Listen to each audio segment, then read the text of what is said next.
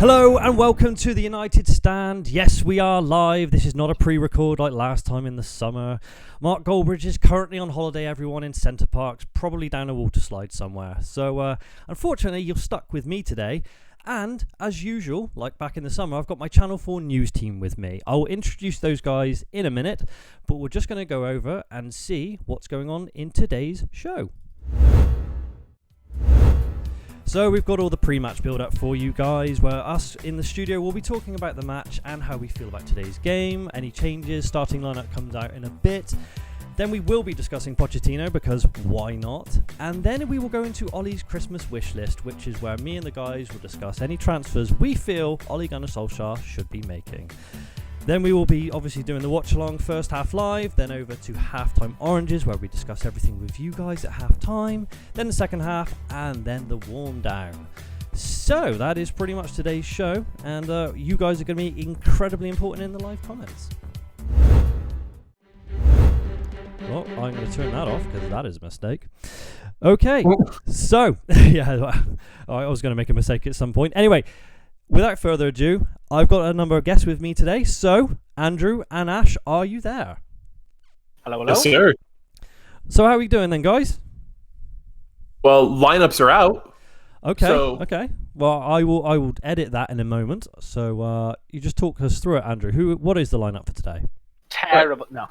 Terrible. All youth. No, I'm just kidding. So we have De Gea in goal. Is that if that wasn't obvious? Aaron Wan-Bissaka, Victor Lindelof, Harry Maguire, Brandon Williams, Andres Pereira, Fred, Dan James, Juan Mata, Marcus Rashford, and Anthony Martial. And your thoughts on that one, guys? How are we feeling about that lineup? Pereira has nudes of Ole. I tell you, why is he playing again?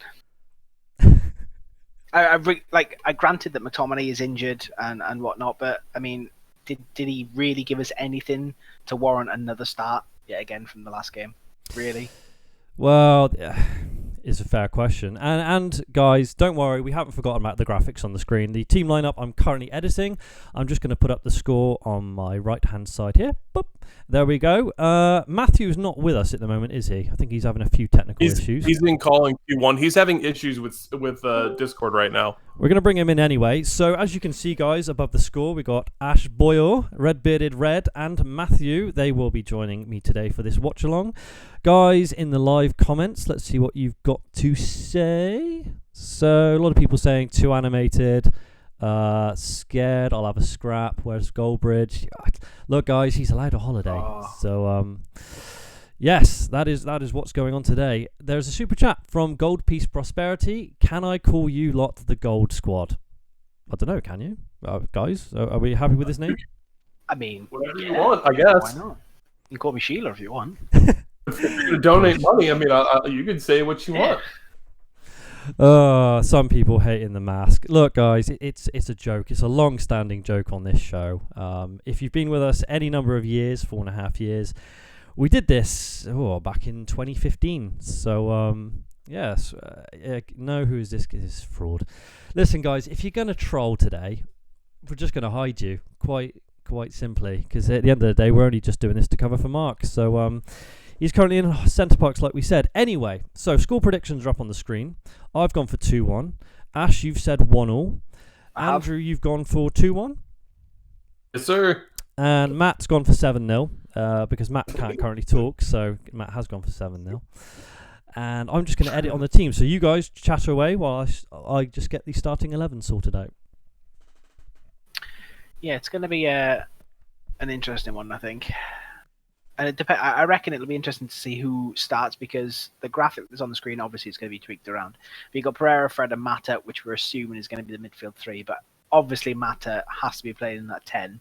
But is Pereira and Fred reliable enough in a midfield in a double pivot? I don't know. I mean, I think last week they showed that they weren't reliable enough, but it's kind of weird. If you would think back to last year, you never would have guessed that Scott McTominay would be as important to Manchester United as he is. Like, it was crazy to see the fact that we did not have him last week, and genuinely, our midfield was non-existent. Yeah. Yeah, it's I don't know. He's gonna have to put on a decent performance, to be honest, Pereira. Because as much as I love the kid, and I've been an advocate of him for, well, I don't even know how long. He is putting in stinker after stinker, so he's gonna have to do something decent today. He's gonna have to really step up. Otherwise, I mean, you can't warrant starting him every game with the likes of Levitt and Garner. You know, they did okay midweek. I mean, they're only going to get better with minutes and experience. So, you know, there's got to be a point where we say, well, you know what, you have a sit on the bench and we'll bring someone else in. But again, this is coming down to the summer again and the board and not providing the reinforcements for Ole, as we all said. I mean, it's ridiculous how weak we are in midfield. And it's shocking. Honestly, it's shocking. And I am really hoping that, because there's been rumors that Paul Pogba is going to be back at midweek. Yeah. Against Tottenham. So I gotta say, we were bang on with our lineup though, guys. It was player for player. It's just the subs bench needed a bit of tweaking. Yeah. I'll go over to the starting 11 in a minute, which I've then got to re-edit. So to be honest with you guys, that lineup there, Mata in the midfield. Yes, everyone says he's slow at the moment. He's past his best, but I'm excited the fact that Shaw is fit again, but Williams has been chosen over him. How do you feel about that one? Just before we go into that, Zay Mayasi, $4.99, and then hang on, what as well? And then another $1.99. What's he said? The American guy sounds like Napoleon Dynamite. Andrew, thank you for both of those, Zane. Thank you very much. I do love a good super chat. Zayn Mayasi, everyone, you know what he's like. He loves coming on here and giving it large. So this is what I love about the watch along. So everyone, where's Mark? We want Mark. Yes, Mark's on holiday, people. Really Can you put that on the graph, like on the screen? What, just a massive Mark is on holiday? Right across the middle. Mark is on holiday. I might just do that one in a second, just because it's everyone's asking for it. But yes, people tuning out, that's fine. We don't expect people to stay with us. But if Mark's not here, you will want Mark. But like I said, he's in Centre Park, so we'll put up with this for the moment. Marcus Rashford. Just on the screen there at the moment, 18 games, 10 goals, 4 assists. His contribution per game is 0.77. A lot of people say he's not doing very well. A lot of people say he's Trashford and all the kind of horrible names people give him. But let's be fair, he's having a damn good season if you look at the numbers. Is he worth the hype? He's stepped up, certainly, for me. I'd say over the last couple of weeks, he has been, I don't want to say most reliable, but our best source, I think, of goals. I mean, it's done in the world of good with Martial coming back as well. I think Martial's hold-up play as a number 9 has been better, but we want to see Rashford come off the left. We see, he's most effective there. He scores probably more goals from the left than he does on the middle. So, yeah, I mean, I can't fault him. What has he got? Has he got 10 goals in his last 11 games? I think it is. For United. So, I mean, you can't knock it. It's probably our best source of goals coming from him at the moment. Although he is so inconsistent, we saw the miss against, or what miss was that? I can't remember. Was it against Sheffield United, or I can't remember that open net where he scored that goal and then literally 2 minutes later he missed the open net. So he is still inconsistent. But I think if he does get rid of those inconsistencies in his game, I think we're going to have a very good goal scorer and an attacking player, because you've got to think he's still only young. He's still only 22. So hopefully he's only going to get better with experience. And yeah, I mean, I'm impressed with him this season. He's looked a lot better than he has. Guys in the live comments, what are your feelings on Marcus Rashford? I mean, the live comments at the moment are still full with who is this guy sat in the chair, where's Mark? So I think we're pretty much going to be up for that the entire show. Look, guys, like I said before, he's allowed a holiday. But there you go. I don't mind taking the flack, to be honest with you. I don't want to be a YouTuber. But yeah, I don't think any of us really want to do that. Stop moving your hand, mate. I love it. Look, I've got Tourette's. It's actually sat there. He's got Tourette's, unfortunately. When I don't know if anyone's worked it out. It's actually Mark's body, but he does. I never realised how much he actually moves his hands until he sent me. People are saying, but you keep moving your hands. This is a loop. Yes, it is. People have only just realised it's a loop. If Rashford could finish, he'd be class. That's from your Nan. Brilliant YouTube name there. I agree. He does have to work on his finishing. I agree with that. Yeah. Yes, absolutely. Someone saying it's not funny to joke about Tourette's. No, it's not. It's really not. Well, unless you're South Park. Your complexion is so unique, says Judith Singh. It's a unique complexion for sure. We've got one from Sinio Osprey. I love Rashford. He's so underrated. Honestly, he's. I think Rashford at the moment underrated is going into his own. I go with underrated, guys. I was going to say, you know what's funny? I think he's both underrated and overrated to an extent. Yeah, I agree with that. It's like it all depends on if his finishing is there on that day. Because the days that his finishing is there, I think that he is completely underrated. Because I mean, he really does have a lot of really good qualities to him, and I think that we're starting to realize that he's probably best off as a winger. Yeah, I gotta say, Marcus Rashford as a winger has been outstanding this season, and also for England. I think when he's out on the left, he's just so electric, and that's exactly what the club needs right now. So every time he's put through the middle, it makes me upset because I just don't think it's his best position. Yeah, and I completely agree. I think that him playing down that left-hand side is phenomenal, and I mean, and I think that having that combination of him, Anthony Martial, and Dan James that all kind of play really well together. I mean, they all have they're all really fast. They all have like good skill play to them, and I think that if we get a true number 10, I mean Bruno Fernandes or James Madison, one of the two. Have you got a cold there? I think. Listen, it's rough.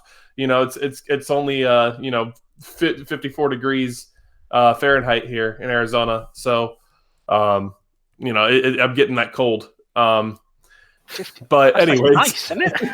Sounds remote. It's really gorgeous out. But genuinely, I think that we've got a decent front three. I mean, obviously, I think that having competition there will be for the best, and I think that bringing through Mason Greenwood, I think that there was a huge mistake in not letting Mason go on loan along with Tahith Chong and Angel Gomez. But the sad part is that because we didn't spend the money, we needed them. I do feel for Tahith. Do you not reckon? He took pelters after Astana miss. He doesn't deserve that. No, I mean. No. Be wrong. It was rough to have that bad of a miss. But it made everything worse with them going the other end and equalising literally a minute after. That made everything so much worse. And if it was 5 or 10 minutes after the miss, I don't think the knee-jerk reaction would have been as much. I've just put on the screen for everyone, for everyone's benefit. Mark is on holiday, so there you go. You can read that now. People saying take off the mask. Oh, you're boring me, people. You're boring me today. We had another couple of super chats as well. Okay. Alex Zane again with another fight. Having a nightmare at Norwich. It's nightmare on Elm Street with Freddie in charge. I still think the game is 2-2 over there. Yes, although Norwich are looking more likely of grabbing a winner. And then there was another one. Gold Peace Prosperity. Drawty, please stop burning your hands. He loves. Sorry. He loves a bit of heat. I'm just going to get up the starting 11 actually because I've just updated it. So I'll switch over to that.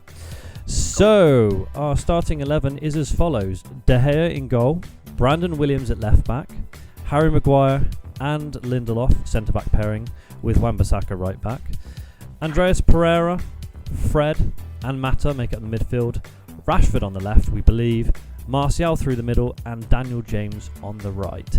So, guys, in the live comments, do you think we're going to win this match today? Do we think that team is good enough to beat Aston Villa right now? I know Aston Villa have got some good players that we're looking at, like McGinn or Grealish, but is this team good enough to bring United up to 6th today? Guys, what do you think?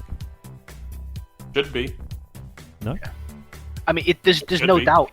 There's no doubt that team should beat Aston Villa, but when has it ever been that simple for United in the last couple of years? So I don't know. Tactically, are we there? Have we got what it takes to to beat Villa because we've become very easy to play against. That's the trouble with us. Teams only have to sit back and know we haven't got the creativity to break them down. So it's, I think Mata might help because we're at home. We're going to retain more of the ball. I think if there is a player to play the ball through the lines and find the forward runners, it probably is going to be Mata, providing that he starts at number 10. I think looking at that lineup right now, it's hard to predict with United at the moment because we're so inconsistent. You look at the Sheffield United game, 2-0 down, 3-2, and then it ends up 3-3. At the moment, there's no consistency with Manchester United, and with Pogba out of the team at the moment, we just do not have a midfield which seems to be settled. Yes, Fred's having a much improved season. I don't see anything massively from Pereira. Pereira's not looking like a top draw player. And Juan Mata at the moment brought into this is only because of injuries, and it's just right now we do not have a quality midfield. So at the moment it's hard to create any chances for the front line. So again, in a game like today, we have to win because we've got Spurs and Man City coming up. Are we confident? I was going to say this is the definition of a must-win for Ole specifically. I mean, I think that he, at a minimum, in these 3 fixtures, needs to come away with 4 points. Otherwise, I mean, I'm Ole in. I do not blame him for anything going on. I think that had he been backed like somebody like Pep Guardiola was at City, I think that we would be seeing a completely different squad, a completely different style than what we're getting. But I think that if he doesn't come away with a minimum 4 points, I actually think that, even though I won't support it, I think that he might be let go because you've got Pochettino sitting there and available. It'd be kind of hard to look negatively upon going and getting him. Well, I think at the moment, and we will get onto this in a bit as we were going to talk about, Pochettino, he's available. Results at the moment this season haven't been amazing, but at the same time, we're in no real danger right now. Would you bring in Pochettino? Is he the right man for Manchester United? I'm not saying Ole out. We're not saying that as a channel either. It's more the case of, is Pochettino the kind of manager that could potentially get the best out of these current United players? Is he though? I don't know. I'm really, again, I'm not Ole out. I don't really know where I stand on it. At the moment, I think at the moment, ultimately, I don't think Ole is the man to take us forward back to success. If it ever comes, I can't see him being a long-term successor to bring that that success and that sort of winning mentality and that ruthlessness back to United. I don't think he is. But at the moment, building what he is building, sort of, you can't deny how much of the deadwood he has got rid of. Granted, it's not been as successful as we wanted it to be because he hasn't had the reinforcements. He hasn't brought in replacements. But if you look at the players that he has got rid of, I think he is making an impact. He is bringing young players through. He is trying to buy players that want to play for the club, which I think is something that we needed. Ultimately, I don't think he is a long-term solution, but certainly in the short term, I think he is doing some things right. I don't think he's tactically good enough, in my opinion. I think his in-game management is quite weak as well. But is Poch? What's the difference with Poch? Yeah, he's had a good couple of years, but you have to look at the back of last season and this season. Obviously, he's had a better squad with Spurs than United have had, and he's done ultimately worse. So I don't know. I don't really think it's worth biting the bullet because if we've got to start again, we've got to start with a new philosophy. We've got to start with a new process again. Is it worth it? I don't know. I think we're damned if we do and damned if we don't, to be honest. So no, go on, Andrew. I was going to say I have an interesting opinion on it because I think that the one thing that is undeniable is that I think that Ole does have an eye for talent. I mean, you look at the fact that he did bring in Harry Maguire for his play. He brought in Aaron Wan-Bissaka, who's been a revelation at right back. And then Dan James, who honestly, I think it's kind of undeniable to say that he's probably the surprise player of the Premier League this season. Do you think he's the bargain of the summer, Daniel James? Easily. Told you all. Well, as one Welshman, you know another well. Yep, I called it. So I knew he was going to be a success. Did you though? I watched him at Swansea enough. Yeah, I watched him live more times last year than I did United. Funny enough, but yeah. I gotta say, I knew he was going to be a talent. 18 million. Apparently, Liverpool was sniffing around for him as well. So he's an absolute steal. He's been fantastic this season and a direct player, which is what United needed. So moving on back to the Pochettino thing. Then there's a number of managers that have been linked with Manchester United recently. I personally don't think Pochettino is what United need. I mean, personally, and even Goldbridge has said this on many occasions, he would prefer Brendan Rodgers. So, I don't know what you guys are thinking. Is Brendan Rodgers the right kind of guy to bring in? I know he's ex-Liverpool, but still, he's he's a class man. He's a class high and mighty about that though. With Matt Busby being former Liverpool, like let's not get high and mighty. If he's the best man for the job, you take the best man for the job. You got a point, Sir Matt Busby, 100%. Yep. So, go on. But I mean, I wouldn't be opposed to Brendan Rodgers, that's for sure. I mean, look at what he's getting. I mean, granted, Leicester have one of the best midfields in the Premier League. I mean, I think we were literally linked with every single one of their midfielders at one point or another. I mean, Yuri Tielemans, I mean, we were linked with him. You add in the fact that James Maddison was probably the strongest link and now still is the strongest link. And then Wilfred Ndidi, like, that's a hell of a midfield. Yeah. Oh, what having a proper midfield can do to your team. So, I've literally... Oh, that was a bit loud then. For everyone moaning, Goldbridge is now on the screen. He's now just being burnt alive with a very interesting look on his face. I was trying to find something much better than that, but that's the best I could come up with. So, right now, Goldbridge is sat in a load of flames. Lovely, lovely stuff. So put a sausage in Mark's gob. I could put a sausage in his gob. I don't think he's going to thank me very much, though. So live comments. So we've got Red Jedi. Why let Ollie build a team for another manager? Do you know what? This is the absolute point which I think everyone's been trying to make for 6 years. Every time there's a new manager at Manchester United, it seems to be a complete recycling of the team from the top down.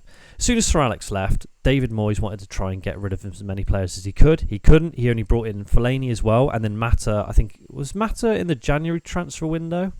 Yeah, for 43 million. And I think the trouble is with that. Moyes never had the respect of the club and the fans, and he went in and tried to make too many changes. But then again, there's a few who say Moyes never got a fair crack of the whip. Then obviously LVG came in, spent a lot of money on new players, and then when he went, Mourinho got rid of all his players and brought in all his new players, and then it's happening again. It just seems to be every time there's a new manager, they just keep getting rid of the players and starting again. And maybe this time with Ollie, they think this is a guy who understands the club, he understands the ethos, we're going to stick with him. The problem is with that, is he the right man? Is he? I think what they've done with Ollie, though, I think the thing they've had, with Moyes, with LVG, then with Mourinho, you've had, I think maybe less so with Moyes, but in certainly in Van Gaal and Mourinho, you had two managers who were very sort of egocentric, very involved in themselves, and did what was best for them. And I think with Ole now, and even as he has said himself, he loves Manchester United, and he will do everything he can for the good of the football club. And I think that genuinely is the case. I think he would sacrifice, maybe some of the things to protect themselves. I mean, I think Gary Neville who came out this week and said that to be a bit selfish, he has to spend money, to sort of safeguard his job. And I think he, obviously he's going to say that, but he said he's going to do what's best for Manchester United. But I genuinely believe he is that type of person. He is going to do what's best for the club. And as I said, short-term wise, I think with what he's trying to build and the things that he's laying the foundations for, I think is a positive. Again, it all depends on who comes in next and when they come in next and what happens, and obviously the results that are going to be coming, quite quickly. I think will add to that, whether he goes or not, how he does against Spurs and City, and certainly today. But I think he is genuinely doing the best for the club. And that's something we didn't have with the past few managers. So it'll be interesting to see how long they give him, providing that, we stay as inconsistent as we have been. Hopefully we don't. But, I think in terms of that, I think he is a better fit for the job. But moving forward, who knows? What are we thinking about? There's talks of Allegri and all those kinds of managers. There's talks of Allegri going to Arsenal. But I think Ollie at the moment, there's no need to make a knee-jerk reaction. I mean, a few people saying if we lose today, then make a reaction, but I don't think we're going to lose this match. I mean, I don't think so either. I think it's more likely that we come out with a draw than lose. But I mean, listen, I think that realistically, there's only two managers that I would go for that would help Manchester United. One of them is Pochettino. I'm not going to deny that before Ollie came in and had the amazing start that he had. I mean, it's undeniable how crazy that start was to his tenure. It was incredible. Pochettino was the guy I wanted. He was, and either got to be him or Brendan Rodgers, because I think both of them are playing both of them play a good brand of football. And I mean, listen, it's hard to not to deny that Ollie has been struggling. No, he has. It really is. It's hard to deny it. But at the start, he had that amazing run. 17 games, 14 wins, 2 draws and a loss. And since then, it's gone completely the other way. And you just wonder, is it him or is it the players? Because he came in with this very hard line of, a lot of these players are not going to be here in the summer. And then all of a sudden, there it is. There's hardly any changes. Made only 3 signings in the summer, albeit all very good signings, but still. Do you not think more should have been done from the board? No, absolutely. Goes without saying that. People loving the new animated Goldbridge, by the way. So I've been doing things on the fly. Look, if people don't like stuff, I will change things up. I don't mind that. Maybe the devil was scaring a few people, but now Goldbridge is on your screen.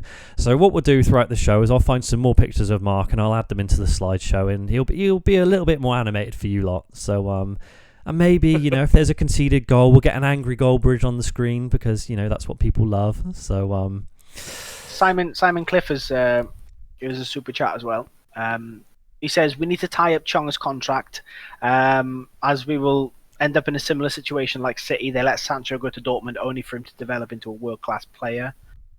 I mean, maybe Chong was kind of one of the reasons that we didn't sign so many players, because he was coming through. But how do you think he's done so far? Obviously, there was that, everything that went on during midweek. But how do you really think he's going to be at the level we need him to be for Manchester United? I think that he is a player that needs to play regular football in order to develop, so he needs to go out on loan. Yeah.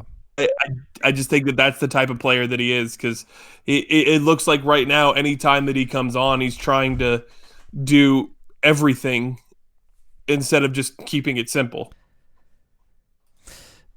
Well, yeah. No, I would totally have to agree with that. And I think, very quickly, because the trouble is the live comments fly through so fast.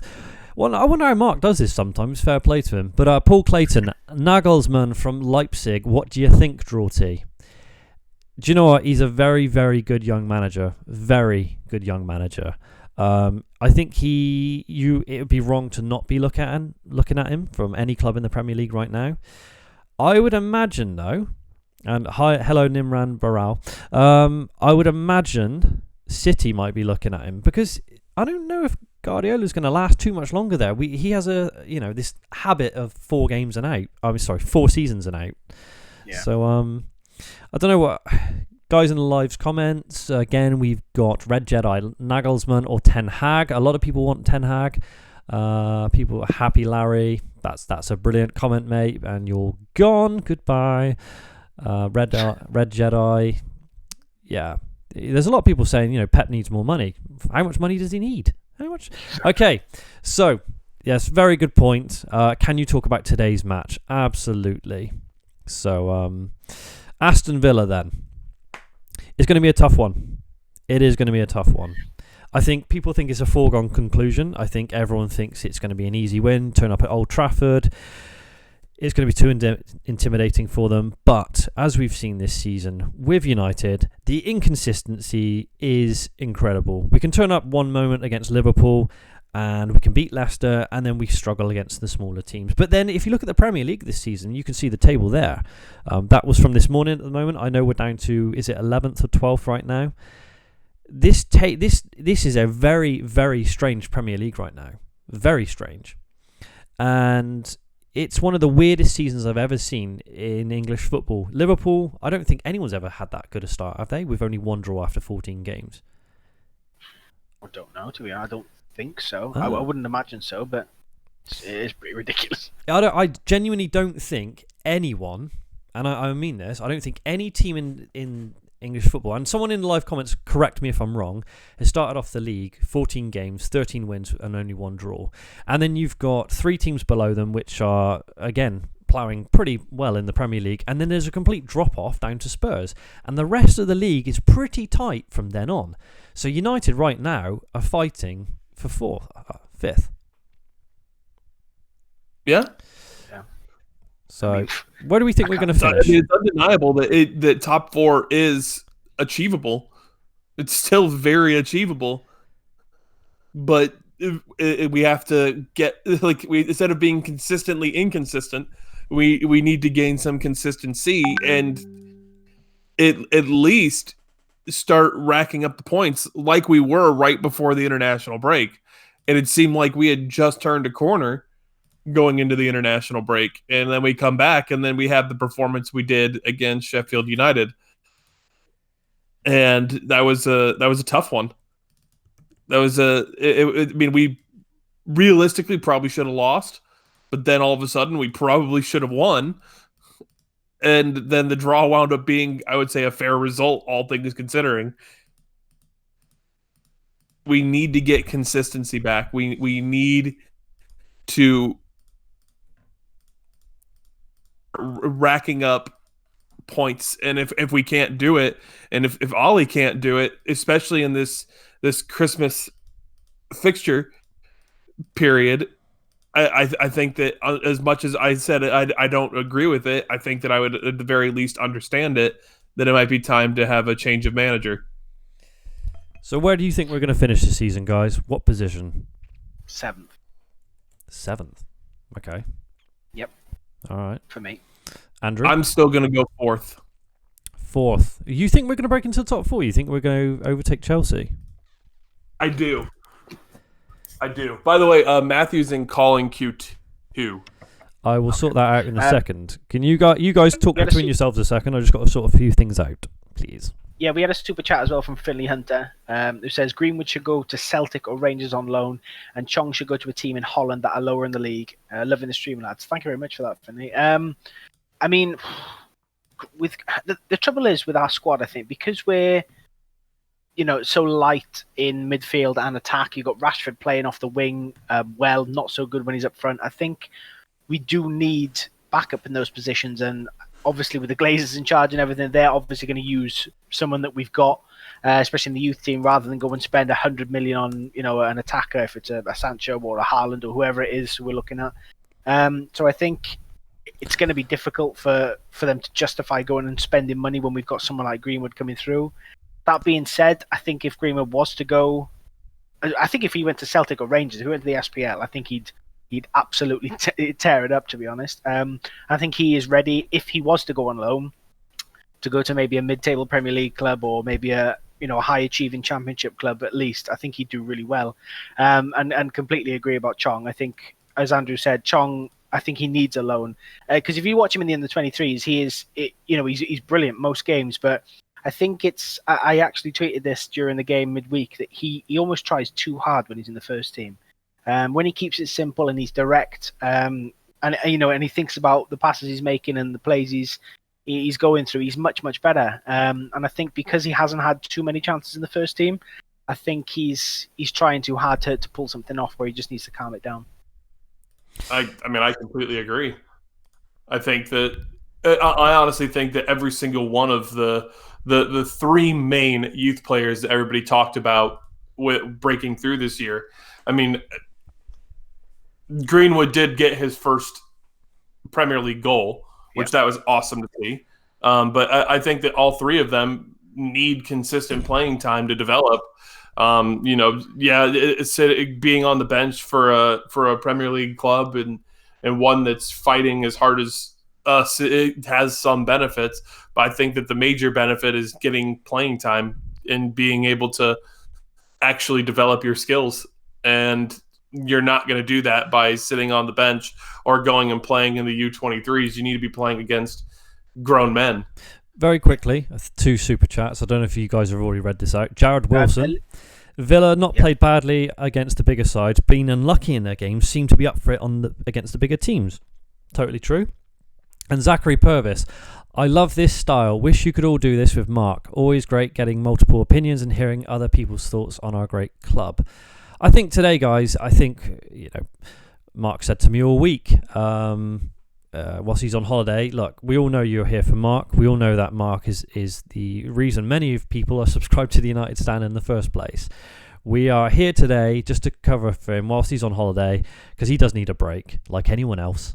And to be fair, mods, if you see any people just being slightly trolly, just mute them, time them out, whatever.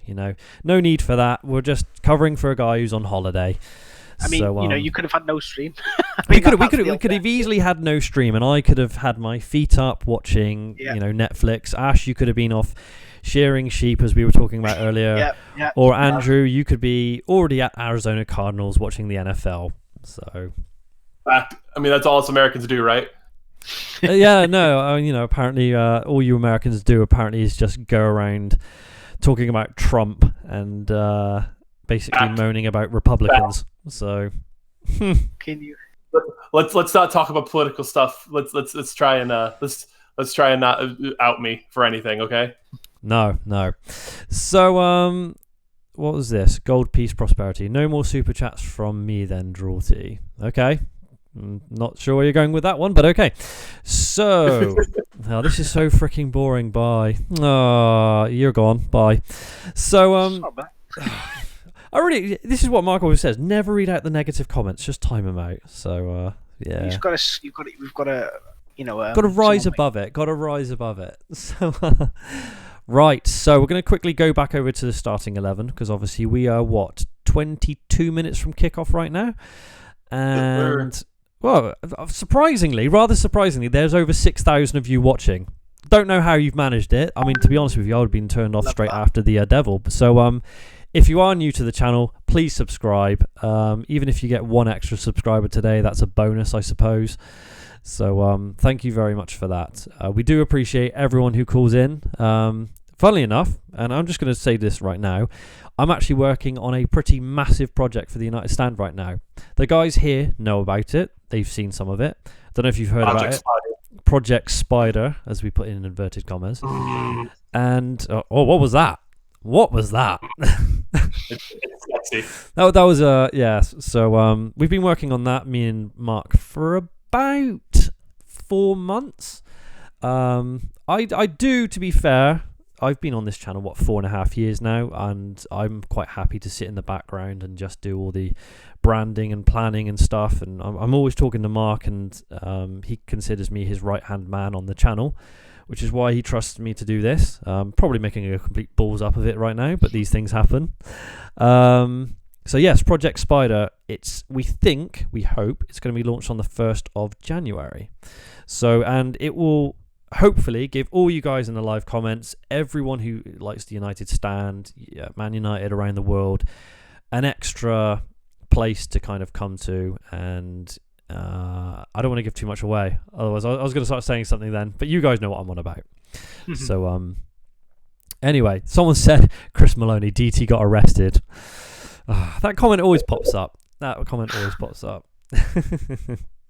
What is this? Hold on.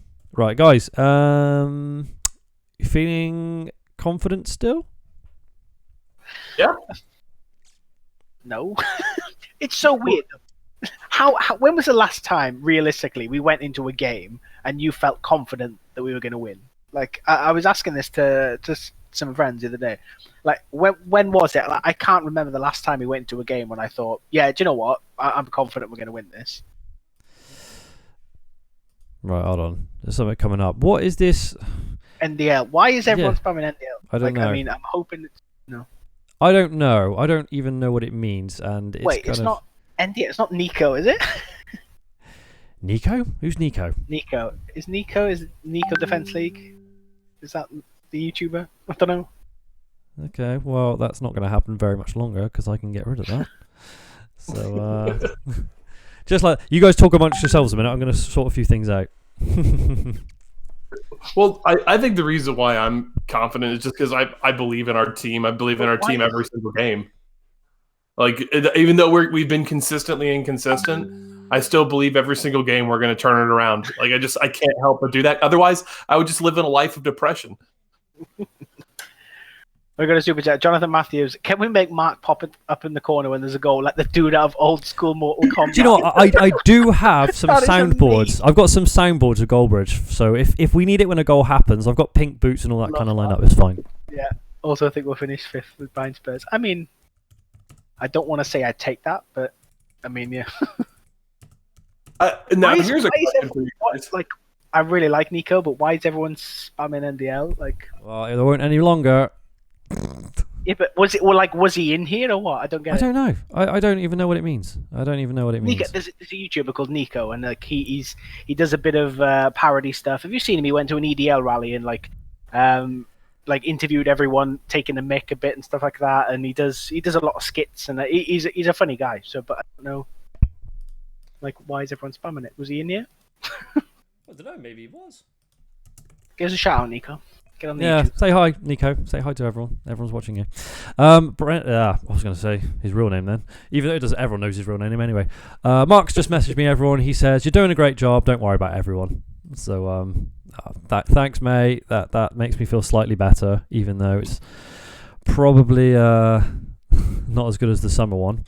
Anyway. So we are 17 minutes out from kickoff. And I have a question for you guys. Go on. Go. So we were just talking about top 4, and I mean, I while I still think that it is possible, would you sacrifice top 4 for winning the Europa League again? Absolutely. Yeah.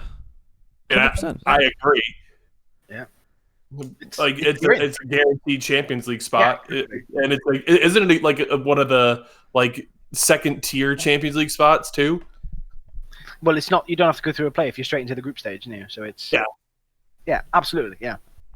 And the pressure's off. Pressure's off in the league. It's a trophy at the end of the day, and yeah, it's why Carmine not? Pacciano says absolutely. So I think everyone, to be honest with you, is agreeing with you, Andrew. Yeah.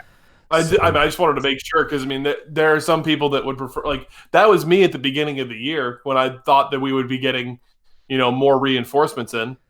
But those the reinforcements did not come, and then we had a major injury crisis, and all of a sudden I was like, yeah, you know what, Europa League doesn't sound too bad.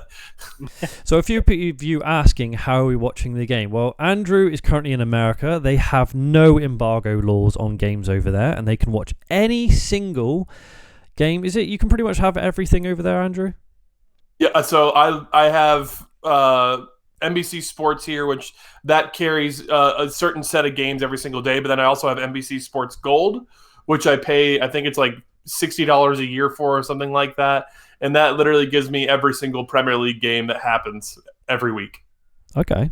Well, the thing is, I mean, me and Ash have got the radio on it. I think it's on BBC Radio 5 Live, isn't it? And also, if you need it, there's radio on MUTV, I think. So, to be fair, we'll be going off of Andrew's lead today because you will be second for second, Andrew. So, not too much pressure, but onus is on you. Yes. Someone's saying Mark's face is lagging. It is a little bit. It's something weird about Mark today. He's making a few little moves on the slideshow at the moment. We might get a few more in by the end of the show because that's the kind of thing I like to mess around with. But I think what have we got here?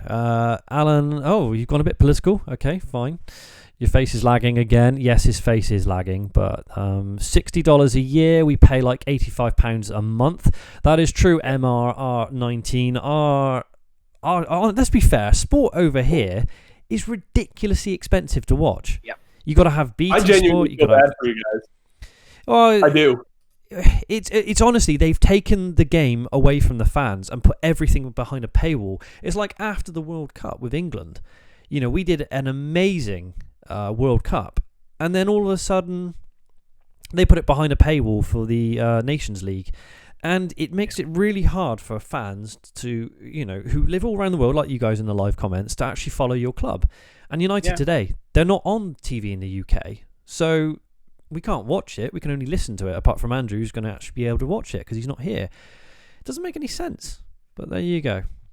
NFL is $140 a game to attend. Is it, Andrew? So my tickets are, at least, that's not every ticket, but I mean my season tickets that I have, we're in a really good position. We're basically at midfield and lower level, 30 rows back from the field. So we're in prime seating position, but you can get tickets to NFL games in the upper level for $40-$50. It's not too bad. That's not too bad. I mean, it's football over here. If you go to, say, watch the Championship, tickets usually are about £30-35, depending. So I think football is definitely getting more expensive, not only on TV, but in the stands as well. But yes. You got regular fans, man. It sucks. I mean, I will say this. I mean, in comparison, I mean, I've seen what season tickets cost to go for Manchester United, and I will at least say that it's not crazy. I mean, I feel like that per match isn't horrible for the Premier League, but I'm a season ticket holder for my local football club, Phoenix Rising, as well, who had a phenomenal season this year, and I've just seen. You're laughing at the dollar beer night. I know. No. It's just someone's just put, Drawty, do you have the give him time, it's 1889 soundboard? I will dig out some Goldbridge soundboards in a moment for you guys. So that's what you're all here for. The thing is, it's like that every time he seems to, we concede a goal, everyone comes over here to watch Goldbridge's reactions because he's just so spontaneously funny with some of the things he says. And I get it, because at the end of the day, not everyone is a YouTube personality who you can get with, as in like understand or kind of connect with, I suppose. So I think it's really great that people want Mark back at the moment. It just shows how popular he is. So to be honest with you, I'm all for it. It's fine. So, but I will try and get you some soundboards of him because they are pretty good. We got Joel Morris as well. Give us a super chat. We should try and win the Carabao Cup. That way, regardless of what happens in the Premier League or the Europa League, we'll be guaranteed European football next year. I mean, it's a good point, but I mean, it's usually not as simple as, we should just win that, especially with being Manchester United. But yeah, I understand, and I mean, it is somewhat of a guarantee. Well, hold on, there's 2 seconds, guys. I need to go through the super chats very quickly. We've got someone says I love the American. That's from Aaron098. Well, that is Andrew, and you can follow him, as you can see on your screen, at redbeardedred, Ashboyo, and at _Matthew, who should be in the chat pretty soon. So Joel Morris 999, thank you very much. We should try and win the Carabao Cup. That way, regardless of what happens in the Premier League or the Europa League, we will be guaranteed European football next year. Brilliant point, and I think, as we discussed earlier, I think anyone would take that. £10 from the United stand, so basically Mark's paying himself. Top work, everyone. Enjoying my rest and a few beers. We'll have a reaction video after the game. Support the lads, and I'll be back for Spurs. Come on, United. Thank you, Mark. Although, cool. Genwil Balandrez, Thank you very much. What is it really with broadcasting in England? I heard you need to pay for TV tax, and the football games aren't always live. You are right there. I'm in Australia, and I can get the games for less than you pay, probably. Yeah, definitely you'll get it less, yeah. Oh, 100%. It's like the BBC. We pay our TV license, and not everyone watches the BBC. So, No. but there you go. There you go. This is quite boring with no Mark, no lie. All right, cool. Bye, David. I'm just being harsh now. It doesn't bother me. It's just bye. You're gone. So get rid of the WhatsApp. Wielding the banhammer. Yeah. Oh. Sorry. I just realised my WhatsApp sound is feeding through to everyone. Sorry, guys. Yeah, that's my bad. Don't pay your TV license. Yeah, don't do that. Yeah, no, don't play your TV license. Yeah, you have to. You get in trouble for that nowadays. Yeah. Yeah. So even if you don't watch the BBC, you still have to do it. So 9 minutes from kickoff. God, it is dragging today. Sorry, guys. Sounds like I'm bored of you guys. It just seems like it is dragging for some reason. I don't know whether it's because it's the dark evenings are already here. 4:20 and it's already dark. Is that? I thought Zayn Mayassi made another one there. Yes, he has. £1.99. Has Mark been kidnapped by Woodward? No. Just Jackler. No, he has. Definitely has. Drawty, do you think Ollie will get sacked if we lose to Villa, Spurs and City? That is a question. That is a question. Will Ollie get the sack if we lose? Today? Yeah, I mean, Mark asked me earlier. He said, do I think he'd get the sack if it happened today, if we lost? I doubt it, to be honest. I could see it, though. I could definitely see it if we lost today, because that would also then mean that we then go into this is the game we should win, and then you have Tottenham and City in less than a week altogether. That's a tough run. So I think that I would say it's unlikely, but I would definitely say it's possible that if he lost today, that he would be gone. Matt, are you there? I think I'm here. Okay, because we can hear gerbils. We could literally hear gerbils in the background. It's a weird, yeah, we heard the cricket. The crickets are back. Yeah. Oh, not again. Yeah. So Matt, Matt, do you reckon if United were to lose here today, that would be it for Ollie? Guys in the live comments, a lot of people say they reckon Ed would go straight in for Pochettino. Red Jedi says Ollie will not be sacked ever, I bet. B Yakov says I reckon Ed would get Poch in, and to be fair, there's a lot. It's a mixed response, and I get it with Ollie. Because at the end of the day, he is a legend of the club. There's a difference between wanting someone to succeed and someone knowing they're not going to succeed. And I think with Ollie at the moment, we just don't know. I mean, there's Abdul Basith says Brendan Rodgers. Brendan's a brilliant manager, but I don't think he's going to come to United right now. Michael Jones says he will not be sacked before January. Marlando Ashley says losing today, he should be sacked. Flipper03 says Poch in. You know, there's a lot of mixed comments. And Zayn Mayassi has just said, I think Arsenal and the United are the most unprofessional big run clubs. They both owned by Trump-loving Yanks. You have a point, Zayn. Oh. Simon Clift, thank you very much. We are MUFC. I will not lower my expectations because Ed and the board have mismanaged 900 million in 6 years. We should expect nothing less than 100%. Absolutely. You know, I think the standards of this club at the moment have dropped. I think the expectation of the fans has dropped. But then again, things, as people will say, football comes in cycles. I'm loving the sound of the gerbils, by the way, Matthew. Literally, everyone can just hear gerbils and like a weird. There you go. He's muted his microphone now. Sorry, we bullied you, Matt. So you were literally watching bullying. So Son Goku Ian 97 says if Ollie didn't score in the final, would he be manager? I mean, and I get that. I mean, I've heard a lot of people say over the past couple of weeks, and maybe months, to be honest, if Ole wasn't a legend of the club, would he still be here after the run of results that we've had? Which is a fair comment. No, he wouldn't. Go on. I think if he was, say, like a Real Madrid manager, he would have already been gone. Oh yeah, 100%. But this is Man United, and you know, it's not the same as 1989. I'm not trying to quote Goldbridge here, but I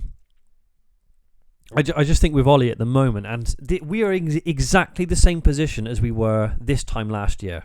Exactly the same. We were what? It was Liverpool. He got sacked, wasn't it? Yeah. So that was that middle of December, I think. Yeah, it was. It was like it was around. Yeah, it was. It was sort of. Was it around like the 10th or 9th or it was something like that, December, or 10th or 12th of December? And it kind of feels the same build-up way. It's kind of like if we don't manage to get the results over the next 7 days, especially after City, I think it's going to be really, really hard. And I feel the board would probably make the same decision again. 17th of December, everyone's saying. Thank you in the live comments. Thank you. Yeah. So it's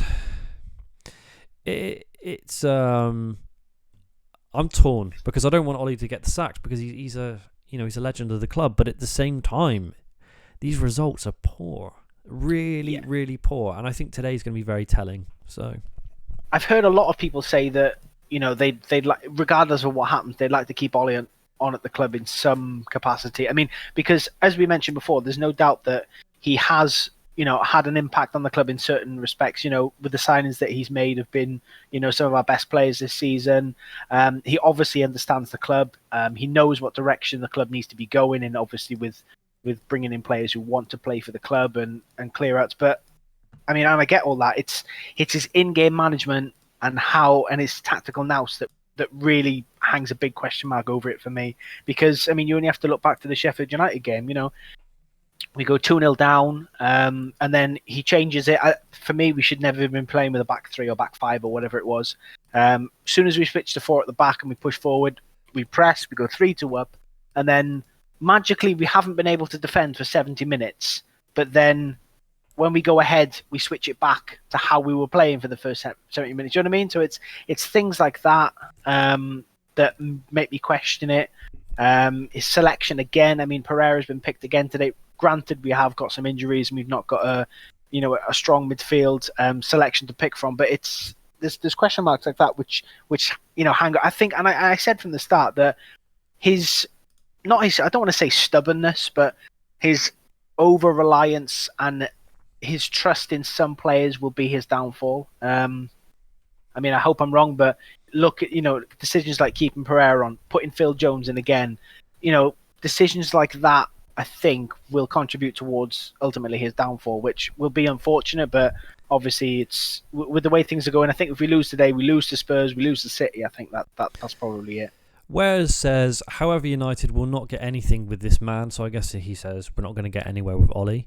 Wraith_616, let's have it right. It didn't take a genius to make the signings we did. They were obvious. We can only really judge Ollie when we sign some not so obvious players that come to fruition. I think, I think Harry Maguire and Wan-Bissaka were already touted before they even joined the club.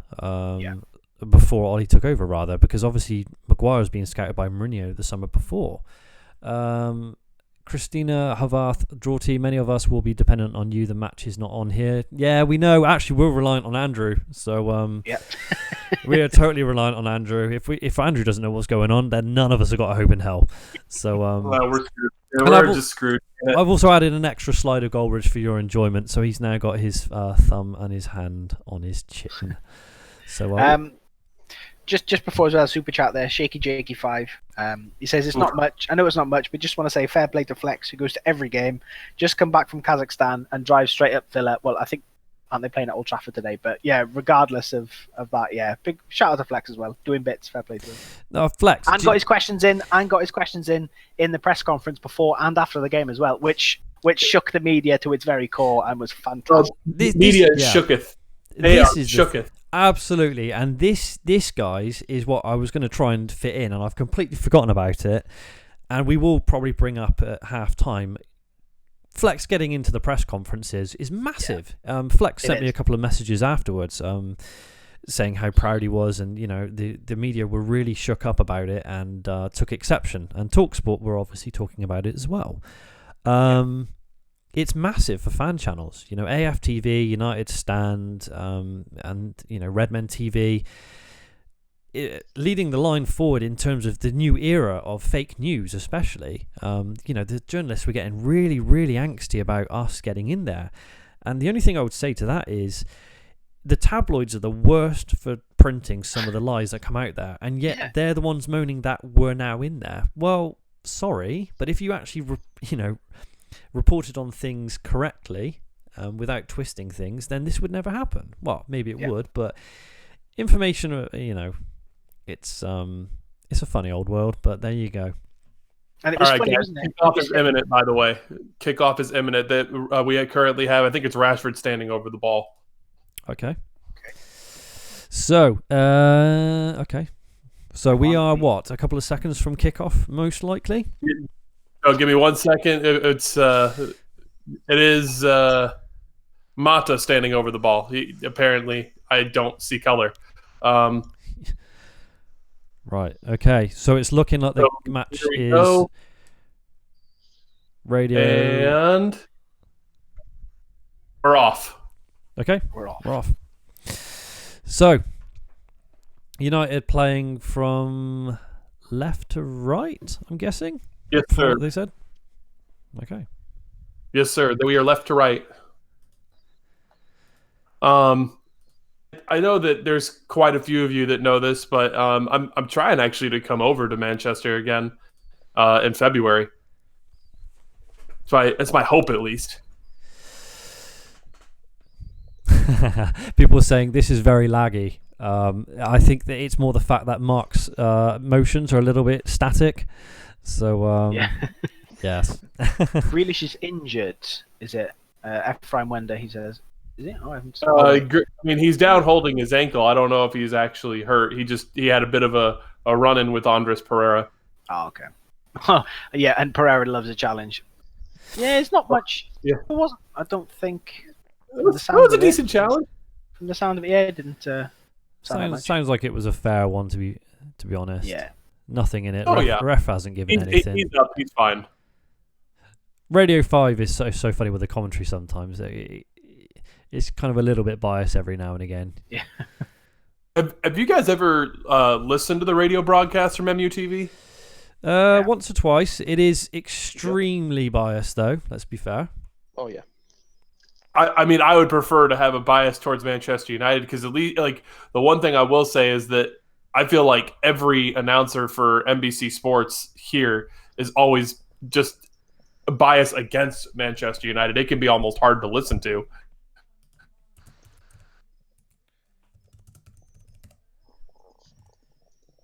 Well, so far, just so you guys know, there really has been a lot that's happened. I mean, we're right now playing out from the back, so... There is no timer, guys, because unfortunately on Mac iOS, on the program that we use, there is no timer functionality, so we've had to take it out. So normally Mike will put it up. Mark's on mute. Oh, I know. So, are you still there, Matt? Quiet. Yeah, I'm here. You're very, very quiet, though. You're very quiet. He's trying to prevent the gerbils from being here. It's either quietness or an infestation of gerbils, so take your pick. Gerbils literally everywhere. So, sounds like United are out at the back at the moment. Yeah. That's his side business, is selling gerbils. Oh, a hopeful long ball there that leads to nothing. That was a decent tackle. Otherwise, Marcus Rashford would have been off to the races there. Stop bullying the gerbil guy. Is that what that's the gerbil guy? Yeah. You will forever be known. So we have a new nickname for Matt, apparently. If you could change my name up of the score prediction to Gerbil, then go ahead. and by the way, this guy's done me dirty doing a 7-0 prediction. Well, we did ask him, to be fair. No, it's got to be 7-1. They've got John McGinn in their team, and he's going to absolutely do us. That's it. Yeah, it's game over. Exactly. Guaranteed he'll score against us today. Watch. Oh, no doubt. It's always people who are not strikers that score against us. Yeah. It's like we prepare for the top scorer and think, yeah, that will do us fine, and then some random centre back who's not played for about 2 years comes in. Yeah. We had Frankenstein score against us for Southampton, so I mean that's definitely real. For those who are moaning about lag, saying it's stuttering, that's not Mark on the screen. Okay, it's a bunch of images on a loop. So if it looks like he's a little bit stuttering, that's the problem. It's not He's that not here. Yeah, he's not physically here, guys, and his voice hasn't miraculously changed into some South Country, West Bristolian bloke who sounds like Stephen Merchant. That's not Mark. And also, he's not American, and he's not Welsh, and he's not a Scottish guy with a bunch of gerbils. I mean, if he is, then he's got a hell of an accent for him. Like that's Hollywood worthy. Yes, honestly, it's kind of like right now. Someone's saying "speak" for fuck's sake. Yeah, I'm sorry. I'm trying to edit and do this at the same time. So my bad. Steve Lebo says, if Ollie and the players can't get motivated to win today, knowing we'd be fifth, do we go fifth if we win? Then the whole lot deserve to be sacked. I mean, you're not wrong, to be fair. No, he's not. We would go fifth because Sheffield United drew with Wolves. Ah, okay. All right, I've actually got here, guys, some... You won't be able to hear them, but some Mark Goldbridge sound bites. So I'm just going to play this one for you a second. Pink boots! It's the pink boots, Marcus! The bloody pink boots! So that was Pink Boots. So we are ready if ever we need, if a goal goes in. We've got some Mark Goldbridge. William Garrigan, Welsh from Caldicott. Should he buy? Oh, some Welsh. Okay. I literally said one word. I told you not to bring any Welsh onto this show. And here you are giving us... Honestly, this feels like a Gillette Soccer Saturday with Jeff Stelling, just talking absolute random nonsense, but there you go. Guys, if you are new to the channel, please subscribe. I think we've at least managed to hit 3 subscribers today, which is a fantastic effort. We are up to 585,902 subscribers, so we are 98 away from 586. It would be magical if we could get there. And if we do manage to hit it, I will give you more Mark Goldbridge quotes. So I'm just going to give... Bribery, I love it. Yeah, just do some bribery. Tin of salmon. I'm going to play tin of salmon a second. You look like a tin of salmon, you bloody idiot! There you go, guys. If you manage to hit 586, we'll get some more Goldbridge on here. So Matt McGowan says, what TV channel is the game on? NBC in America, is it, Andrew? Yeah, NBC Sport. Is it? Yeah. Is what it's in America. Dan James is in on the right. Oh. Oof. No. Why can't we hear Goldbridge, says the Reno King? Because Mark's currently on holiday in Centre Parks, so he's down a water slide. I will say this though, guys. He will be back later. He will be back later for a match reaction. I think he's currently watching it in some... I'm just having a look here. Is that a yellow card for Harry Maguire? Or is it? Sounds like it. Yeah, that's going to be a yellow. Okay. Yellow card for Harry Maguire. 6 minutes in, and his first foul, apparently. That's that's not great. Andrew, that's a little early for a yellow, I will say that. I mean... But I mean, he definitely that was 100% worthy of a yellow. But I mean, being as it's oh, for God's sake! I feel like it's a bit early. Maybe give him a hey if you do it again. Yeah. Sorry, you guys. But that's also because I'm. The great thing about this is you guys cannot hear any of the effects I'm putting over the top. So no, we can't. What have you guys made of Harry Maguire so far this season then? Oh, I love Slabhead. He's great. He is great. Slabhead's probably my favourite player in football in the moment. Matt it's loves only it. because of his head. Matt, are you down a well? Are you on the moon? I'd rather be there. It's probably warmer up there. Honestly, mate, it sounds like you're about 1,000 meters down a shaft. Right now, guys. James is down the left. Setting. So I'll probably jump in back in the call in like 5 minutes if that's cool. That's fine, mate. Go for it. Can you bring the gerbils back, please? I miss the gerbils. I miss the gerbils. Yeah, no gerbil, no party. I will try and get some Mark Goldbridge more things as we go along. So what we got right now, timer, people, sorry we don't have a timer. Mac iOS, I think it's about eight eight minutes in or so, 8 or 9 minutes in. Yeah, about 8 minutes in I think we nothing are. Nothing happening, which is too far. I think Dan James has had a couple of runs down the wing apparently. Here we are. Right. Flashed across. Flashed across Andre Pereira. Let's have a look at the start. Right now we've got a good... Oof. Is that a corner or a goal That kick? was, that's gonna be a goal kick. But that was a good little spell right there of attack. Rashford working well down the left-hand channel. Yep. So, who else has been a standout performer so far, Andrew? Honestly, nobody right now. Nobody. Just let's be honest. It's kind of just been a game that's really been played in the midfield more than anything. Juan Mata doing anything decent right now? No, but I mean, he was the one that put in the flash across the box. I mean, it was if there had been somebody on the end of it, would have been a good pass. But I would say right now, Dan James is the other guy that I would say probably is standing out a bit. He's had a couple of decent runs. Bilal T, what does the Welsh lad think of James? Hey, listen, as someone who went to watch Swansea quite a few times last season, I said from the start when he was linked, when he first signed for us, everyone was, well, not everyone, but a lot of people were hating on him. He was from the Championship. We shouldn't be looking at players. And I said from the start, he is a talent. Just wait till you watch him. And I'm so glad for him because he's such a nice lad as well. So yeah, I'm really glad it's working out and he's playing well. I still remember that video that came out when we were just rumored to have been signing him, where his girlfriend got him a puppy. Oh yeah, that's it. Yeah, that was pretty cute. By the way, we got a counterattack here. Oh, go on. Marcus Rashford. Oh, it went out for a goal. Was that Rashford wasting a chance? Was it? Or? I don't know fully what happened there. I thought it took a deflection, but people in the chat saying 1-0 Villa. Yeah, I'm Andrew. How far behind are you? Counter right now. The thing is, in America there is a delay. I know for a fact in America there is a delay. That was apparently a hit from. No, it is. Grealish. It is. Oh, it is 1-0 to Villa. It is 1-0 to listen, Villa. A curling shot from the edge of the box. I'm hearing from Grealish. There we are then. Oh my that was a God! hell of a shot. Oh, it sounds like it's an absolute corker.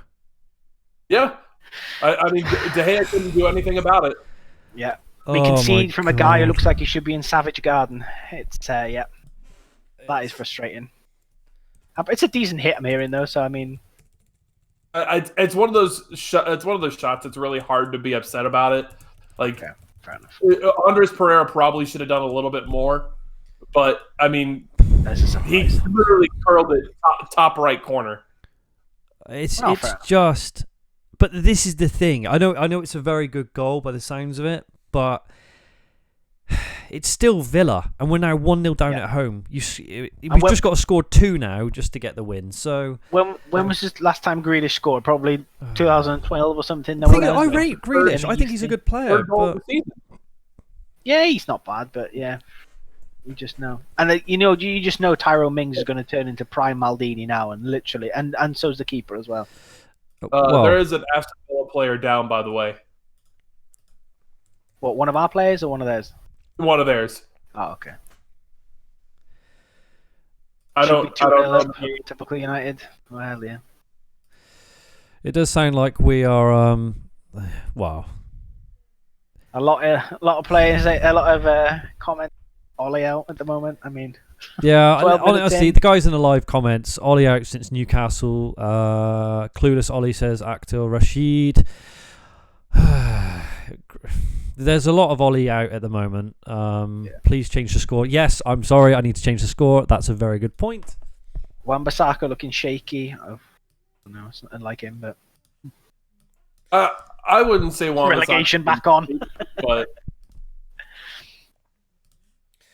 What minute was that scored in, guys?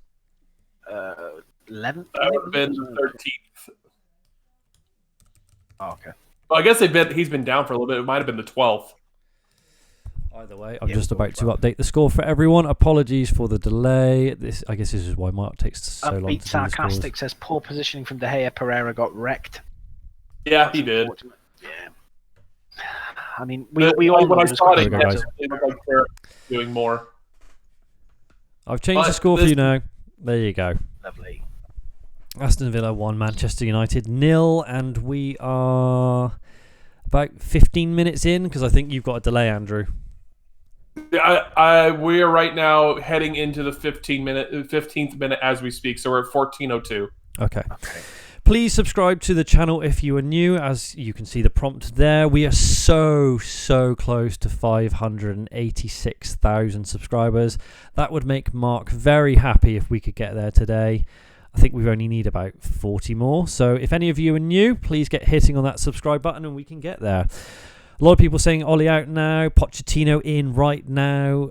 It's getting hard right now. If we lose this game, it's hard to make a case. Honestly, it's getting, because then we're facing Mourinho's Spurs, and you damn well know Mourinho's going to be up for that one. He's going to be up for that. Wouldn't it be just poetic with Mourinho would be the one to get Ollie sacked? It would be. No, that'd be horrible. It would be horrible. Poetic. Yeah. That's literally a United legend getting sacked because of the ex-manager. That would be horrific. It would be horrific. I don't even want to think about that. That makes me feel physically sick. So, do we have any merch? Oh, I think we do, Mary Jo, but I think it's in the description below. But Mark is on holiday. Yeah, Mark is on holiday.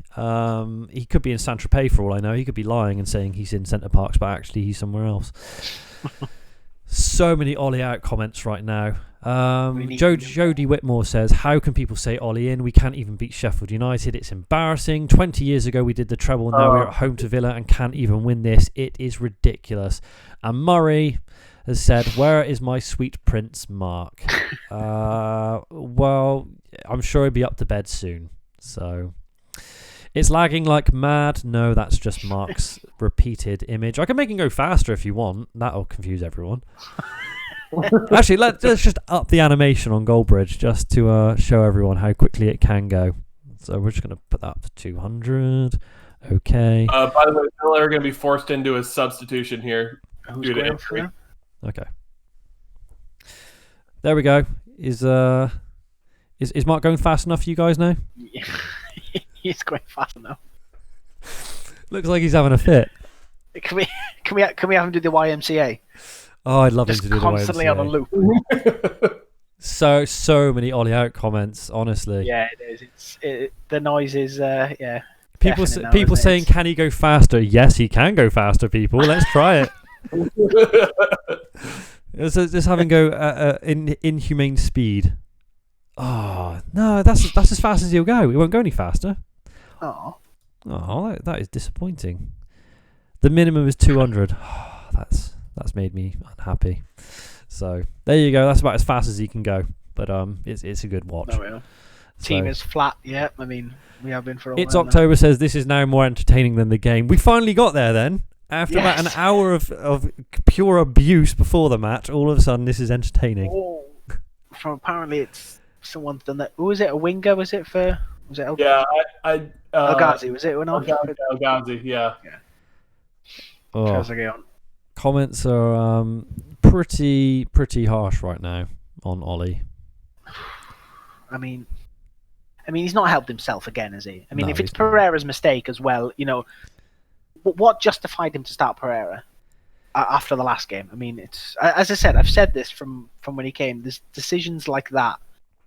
We a lot of his mates and ex-players have said there is a ruthless streak to him, but we've not really seen that in terms of, player selection and tactics and so on. So I mean, to include Pereira again, as harsh as it was, we need to be shown to put pressure on these players, because ultimately that's what's going to get them to improve as well. Right. There's no competition in midfield for a lot of these players, hence why they're not going to, they're not under threat really for their place in terms of performances. So I am just going to. I mean, would you guys have started Jimmy Garner in this game? I would have now. Yeah. Because that's the alternative right now with Scott and Paul being out. I mean, we'll just start with, I don't know. So start with one hold, Fred Holding, and maybe, I don't know. Let's play Axel there. I don't care. We are 5 subs away from 586,000. Just 5. 5 of you. Just hit the subscribe button and we can. Love to see it. If we get it, I have messaged Mark, and he will come on for a chat on Discord with us, maybe at half-time. So we will get Mark on for you at some point. Look at that. So it's worth it. Drawty, please say angrily, Pereira, you're a prat. Pereira, you're a prat. Well, that's not very good, is it? That was Kermit the Frog. Yeah, that was Kermit the Frog. I can actually do a pretty good Kermit the Frog impression. So, well, I can also do Krusty the Clown. Whoa. Sorry, that was a bit weird. It's It's pretty good. It's pretty good though. pretty good. If we hit 586. We have hit 586,000 subscribers. Thank you very, very much, people. That's brilliant. That's exactly what we wanted. So it is 586. Some people saying I've absolutely nailed Krusty the Clown. Yeah, to be honest with you, I used to do a lot of impressions. So I can even do Schmeagol from Lord of the Rings, but that might freak people out. Yeah. Red Jedi, do the players actually believe in Ollie's tactic? Well, that's one of the big questions, isn't it, at the moment? I mean... No, actually, one of the big questions is people say Ollie looks like Gollum. So, yeah. My preciouses, yes. What is my rings, precious? We'll just do that. Welcome to the United Stands with my preciouses. Oh, dear. Yeah. Good. This is what's going on. People now just killing themselves in the live comments laughing. So, welcome to the United Stands. We have got rid of Mark Goldbridge and now we are doing this. Yes. Although Elmo's even better, but I can do Bert and Ernie pretty well. Krusty in, Ollie out. Oh, okay, we're gonna line up today with we're gonna put Marcus Rashford on the left-hand side. No, it's not gonna work. What have I come back to? I don't know. I don't know. None of us knows what's going on anymore. I've left the room for 5 minutes and Jack Grealish has scored a worldie and you're doing Krusty the Clown. It's what United have driven us to. Yeah, we've lost the plot here. My favourite biscuit. Shout out to Wales. We're now what 21 minutes into the game and we're still 1-0 down. Fred doing bits. Ooh. There we go. There's a half. That was just a little bit. Do you know what? Now is that the first time I've heard Martial's name been said? Yeah, I mean he hasn't really had the ball much today. Yeah. But that was a decent little bit from Fred to avoid his man and then continue the run. Nice. So right now, guys, it's still 1-0 to Aston Villa. Grealish with an absolute worldie. You can't really say any fairer than that. It was a very good goal from what Andrew said. And looking on social media, because people like to post clips, it was a good bloody goal. Yeah. So very well hit. Zayn Mayasi, £20 goal. Right. Thanks, Zane. I mean, the goal was about 10 minutes ago, but thank you very much. Another super chat from Hooper's Alley, 199. No comment, just a super chat. So thank you very much. Yeah, I mean, I agree. To be honest, is it 1-0 to Everton? Someone's saying. Is it? I will tell you in a second. Let me check the scores. I'm just going to have a look at the Premier League table. It is, yeah. 0-0. Richarlison. So right now, United are 11th. Nothing's changed. Although Villa are now level on points with us. Oh, that's nice. Yeah. Who's typing like ferociously hard? Oh, that's me. Oh, okay. So no longer the gerbils are here, but now it's the hard typing. Fine. It's ferocious typing. Sorry, Matt. We don't mean to banter you today. Yeah, no worries. Shout out to the person who said, "Who are those 3 prats? Bring back Mark." I'll have you know it's 4 prats actually. Yes. Oh yes. There we go. Right, this is James Byrne. This is embarrassing. These players have had a week off to prepare for this game. No excuses. Do you know what, James?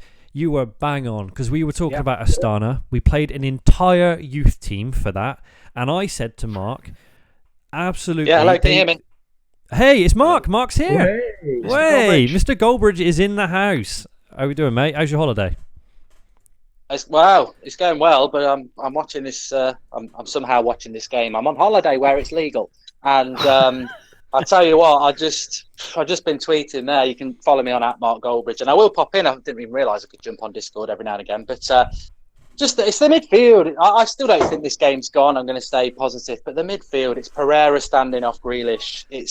I think Fred's doing well, but that midfield's been overrun, and I spoke about it all week. It just worries me, the midfield, and we haven't even got a midfield that can compete with a relegation candidate in the Premier League, and this is always going to be the problem from the start of the season. They didn't invest in the midfield. So. Sounds like the little ones are happy, mate. Yeah, I've got both my little. They've just followed me in, so they're being marched out now. But yeah, I don't know how it's coming across there. Can they play midfield? Well, I think they do a better job. Yeah, I think me after four cans of Stella and them two, that'd be a better midfield three than Mata and Pereira and Fred. Although I think Fred's doing all right, but it's just awful. And I think people are going to be going Ollie out, but what is the truth about that? I think the back four is good. I think the front three is good. But if you haven't got a midfield, the cliches games are won and lost in midfield. So and Villa are now confident and they're knocking the ball about. So I think we'll get something out of the game, but I think it's going to be another one of those games where we get something out of it, but everyone's still not convinced. And for me, this week's all about Spurs and City anyway. But I expect us to get something today. If we don't, Are you if we don't win this game, Mark? What are your thoughts on Ollie? Is it too early to say anything right now? We spoke before, didn't we? I think that they won't sack him anyway.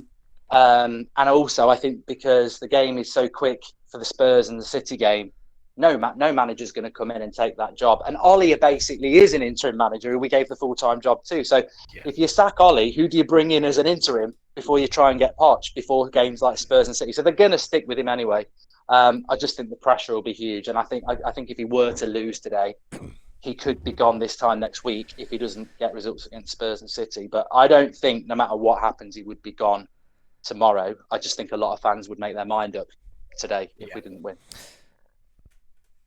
I think it's going to be a hard position to come back from.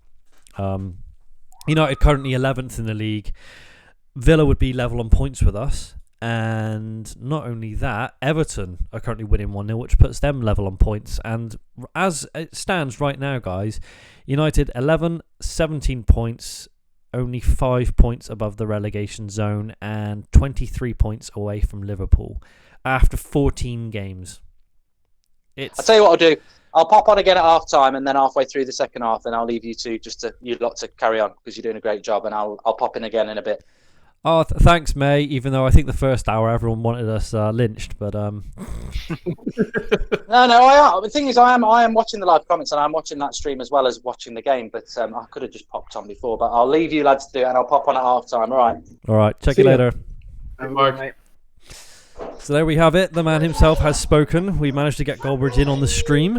You can hear That's him. just going to make everyone else feel that he's glitched now. Now that he's actually speaking. Yeah, I think everyone's probably thinking it's actually him on the screen now, which is even better. Yeah. So Takes green screen to centre box.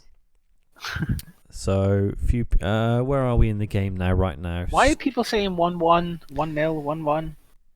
No, 2-0, 1-1. Yeah, thanks for that. Helps a lot. Yep. Yeah, Mark, this stream is awful. Thank you very much, Andrew Stonham. Goodbye and Godspeed. So here we are. A lot of people saying 1-1. Thing is, guys, we got a massive delay, so we couldn't tell you if it was. I don't think it is 1-1 at the moment. Right now, it's not.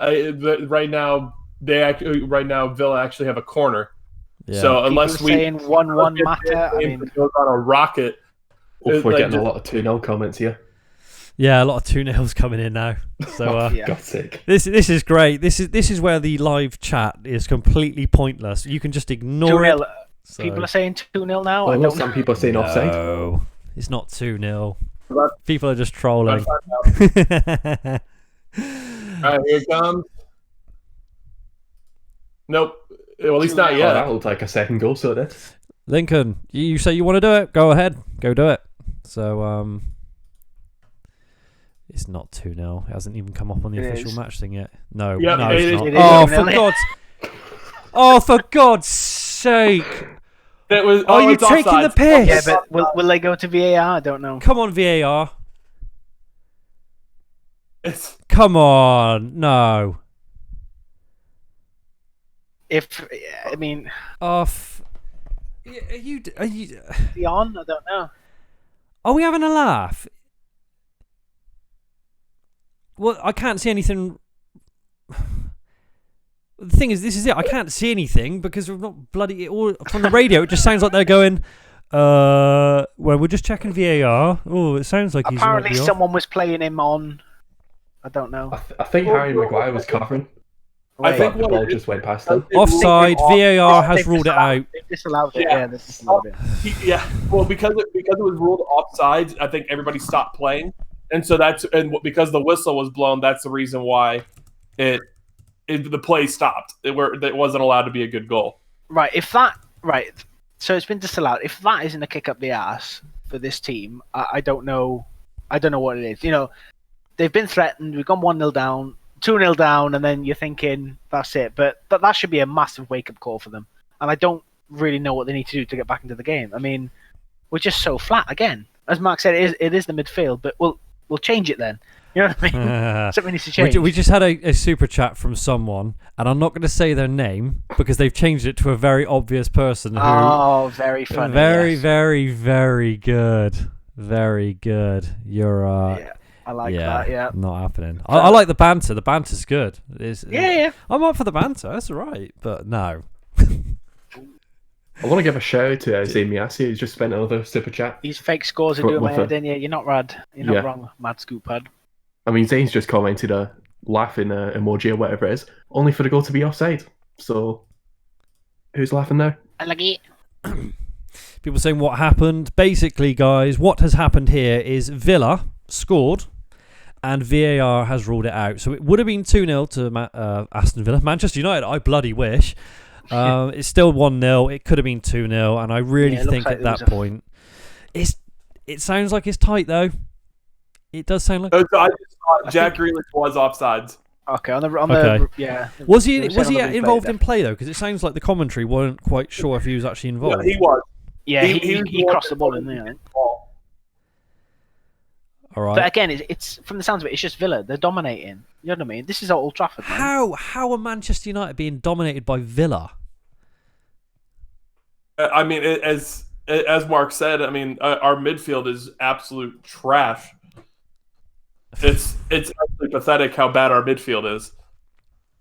I feel like all of us, all four of us, could make it into the midfield at the moment.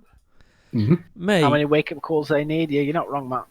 I would rather play Mark's kid in the midfield because I mean, he says his son's going to be a worldie in the future. So to be honest with you, actually, Mark would probably do a good job right now in his 40s. Yeah. So sorry, you're not in your 40s, you're in your late 30s. So Oh man! Oh no! Exposed. Oh no! Why I've are you exposed outing him. like that? He's probably going to come in. And He'll probably come into the Discord in a second and be like, "What the hell's going on here?" So Sally says Apparently this is embarrassing and I can't see the game. Honestly, it's not a great performance by the sounds of it. It sounds like United are laboured again. They don't really have any attacking third. Honestly, guys, right now, actually, Mark's just messaged me. I'll pop in after key moments at half time. So he will be on at half time, guys. There's not long to go. I think there's only how many minutes left? About 10. We're in the 33rd minute right now. Little clips will keep people in the game. Thanks, Mark. I know what that means. Fine. We keep getting little spells where we do okay, and then just like it very quickly turns around to being just the shower of hit that it's been. Genwil Balandres says, "Why is this acceptable? We're playing worse football than Emery's, and he got sacked. Getting ran over by a team that got promoted, pathetic." And he's put that in capitals. I mean, it's as we mentioned before. If he wasn't a legend, he would be gone. He would be gone. No doubt. Marky's made a very good comment. The worst part of all is United are crap in the second half. Yeah. Oh, this is your crap commentary. What's going on? Who's passing to who? By the way, guys, you're not technically allowed to do play-by-play commentary. It's that you're not allowed to. So the whole point of the watch-along is basically we're watching it and talking as it's going on. But right now, United... down for a bit. Right, we've got a free kick about midfield, but Dan James took a bit of a knock from their number 9, and it was it left him down on the floor for a bit. Who can we even bring on? Philip Cronstead says. I'm just going to go to starting 11 now, and we're just going to discuss that quickly. So, we've got for the substitutes the mighty Lee Grant, Luke Shaw, Axel Twanzebe, Ashley Young, Jesse Lingard, James Garner, Mason Greenwood. Who would you bring on right now, guys? Live comments. Who would you get on right now, and who would you take off? Because right now, I would probably get off Mata and bring on Jesse. I mean, what's he going to offer? What's Jesse going to offer it? I mean, I think the only energy. thing, energy. You're going to need some energy in the midfield. I would take 2 off. I would probably, it'd have to be Mata and swap with Jesse, because you can't take Mata off and put Mason on. That's 4 attackers. And potentially, the thing is, how would you get Mason in on this now? You'd have to probably take off Daniel James and put Mason on the right. But then that's not his best game. It's in the middle. It's in the middle we need to control it. We need someone who's looking forward and passing through the lines. I thought Garner and Levitt did that really well for the most part in midweek. They were always looking positive. I mean, but is it a bit too much pressure to bring someone like Garner on at this time in this in a Premier League game? I don't know. But few people saying they'd someone like to control the midfield and find passing. Well, a few people saying they'd like Emery in right now. Okay. Good evening. Yeah, good evening. Honestly, it's not. This is not Manchester. This is not how we play football. Yeah, which clubs in the Premier League would hire Ole, Red Jedi? I mean, it's a good point. Villa right now have a free kick on our left-hand side, outside the box, just outside the box. Mad Scoop Mata Pad. Greenwood, someone saying? Yeah, I mean, you could play Greenwood. Mad Scoop Pad 2009 says, not being funny, but who would want to join us playing like this? Yep, that's an argument I've been saying for a couple of years, really. You want to attract the likes of Jadon Sancho and James Madison? They're not going to come to us when we're playing like this. I've just seen someone say I'd like Neil Warnock.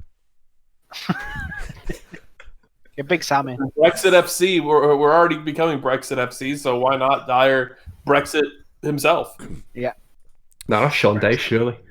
Marcy says, thank you very much for the super chat. Marcy says, the attackers are not being coached. It's obvious. They play near the post and all 3 attackers are not in the 6-yard box. Whole technical staff need to go. Yeah, I think there's a backroom staff issue. Marcy also says, play Rashford number 10, bring Lingard and Mason on, thank me later.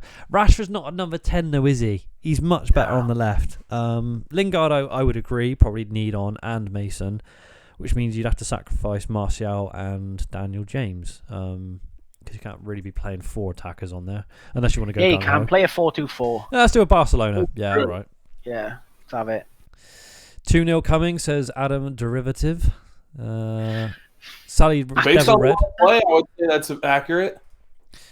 Sancho's been sacked. Yeah, they did. Yes, they sacked him this morning, didn't they? Think so. Kike Flores sacked. He's only been in charge 10 games, isn't it? I think he said.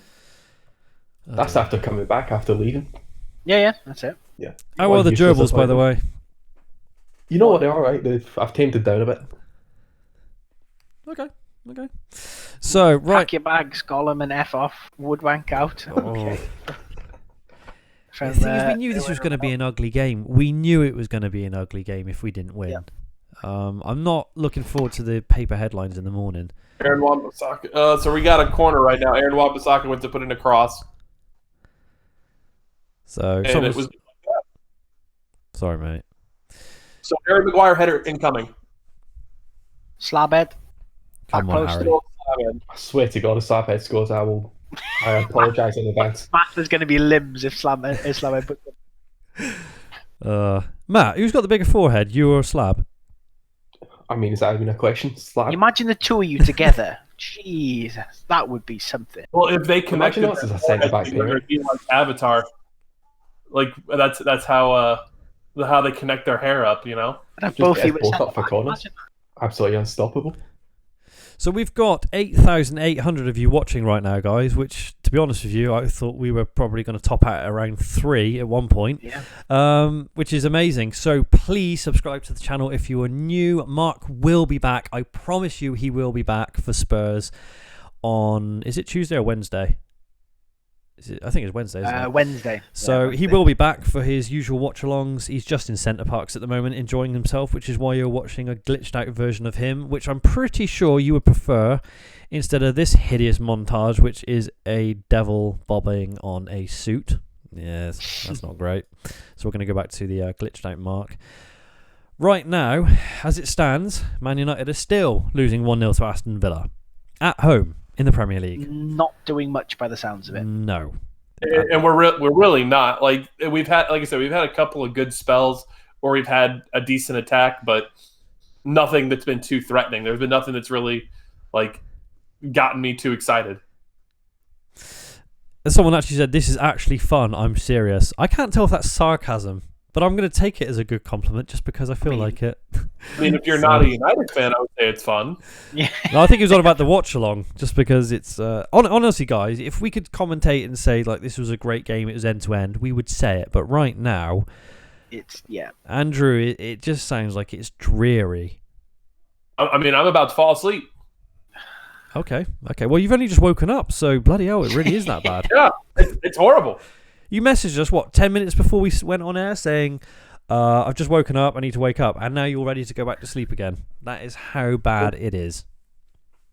If it's not a goal, stop boring. putting scores in the chat.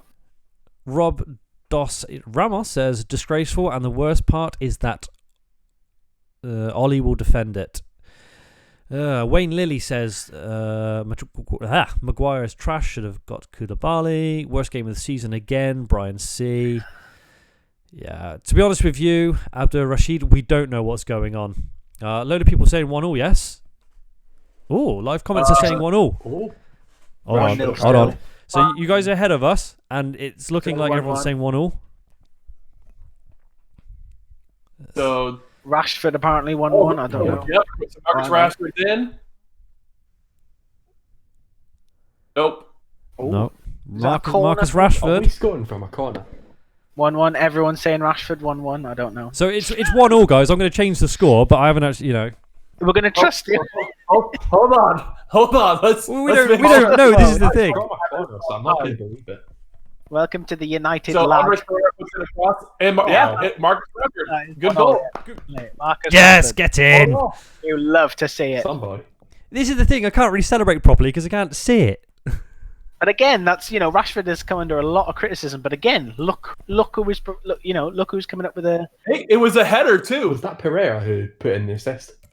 But Yeah, Pereira Pereira looks that put in. it's the only thing he can And do. then Marcus Rashford scored from a header. Thank you, Definitely James. wasn't- no offside, no nothing. We're good. It's a good goal. It's 1-1. It is officially 1-1. So Manchester United 1, I think, Aston Villa Pereira was 1. Andres Pereira with the cross as well. Yeah, so And I've actually updated the score properly this time, guys. So there you go, 1-0. Thank fuck for that. Marcus tried to miss that header. He tried his best to miss it. oh my word, Oh. it's gone in though. It did, but it went in. It went in off the post, but it went in. Yeah, but you watch us for the past we've got 3 minutes left till half time. Now listen. We got 2.5 minutes till the 45th minute, but we're going to have a decent amount of stoppage time for the injury to the Villa player. Now, here's the thing, guys. On the screen, obviously, we've got our school predictions on there at the moment. Matt with his 7-0. And subscribe. In a minute, we will bring up the Marcus Rashford stats. So he has scored, is that 11 now? 4 assists in 19 games? That's 11 goals in 12 games. That's impressive. In the last 12 games, Not bad. It's not bad. It's not bad at all. I think people need to get off his back a little bit. Yes, he's not... he's not going to turn into prime Ronaldo, but he's only 22. And this is already his best scoring run. So, no, I think it's good. Good for the lad's confidence. Martial, though, has he done anything this game, Andrew? I mean, in fairness, he hasn't really had a lot of service, but, I mean, besides having a decent shot, not really. Okay. A few people saying they want to see the devil for a bit. Okay, well, you can have the devil for a bit. So there you go. Still 1-1. We will be getting on Goldbridge at half-time. Don't worry about it. He has promised he's going to call in and give his thoughts. I think it'll be a little bit different, as if we were losing By the way, to drawing. so, Dan James and Marcus Rashford have switched sides, and currently Dan James is playing on the left and Rashford's on the right. Is that a save from De Gea? I think so. I couldn't tell if it went off the post or if it was a save.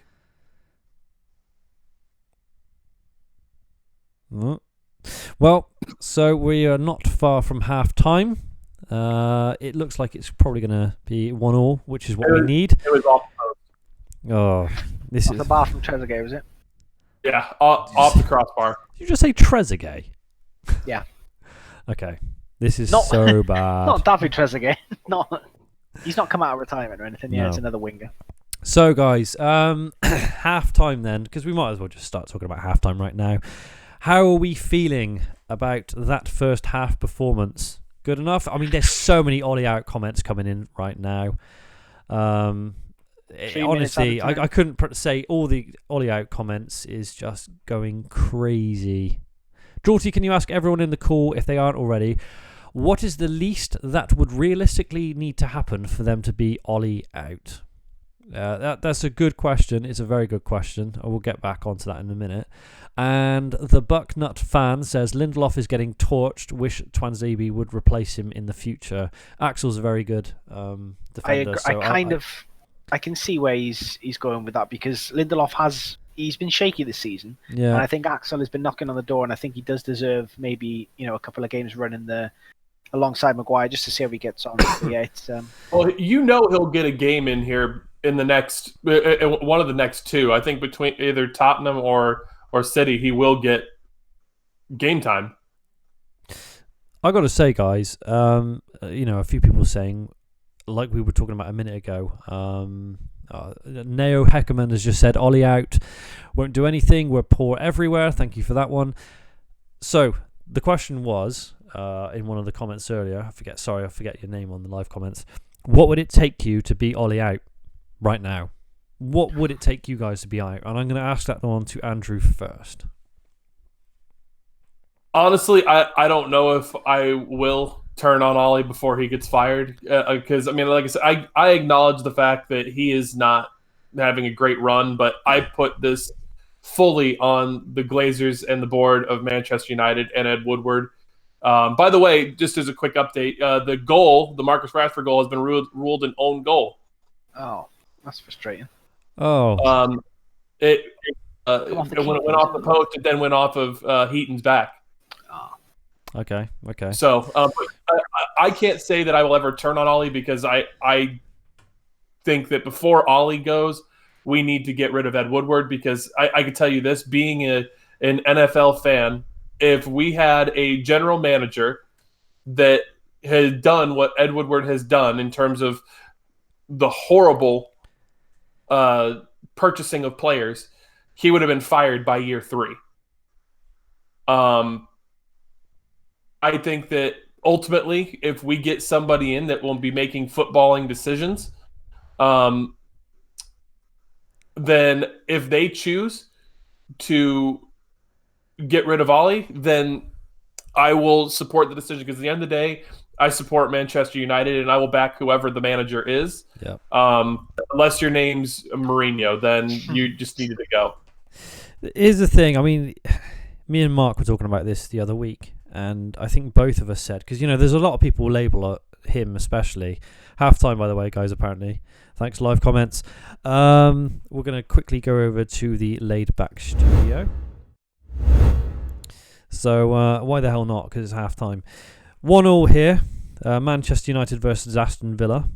And as me and Mark were talking about, what would it take us to beat Ollie out? I don't think either of us want Ollie to go. Genuinely.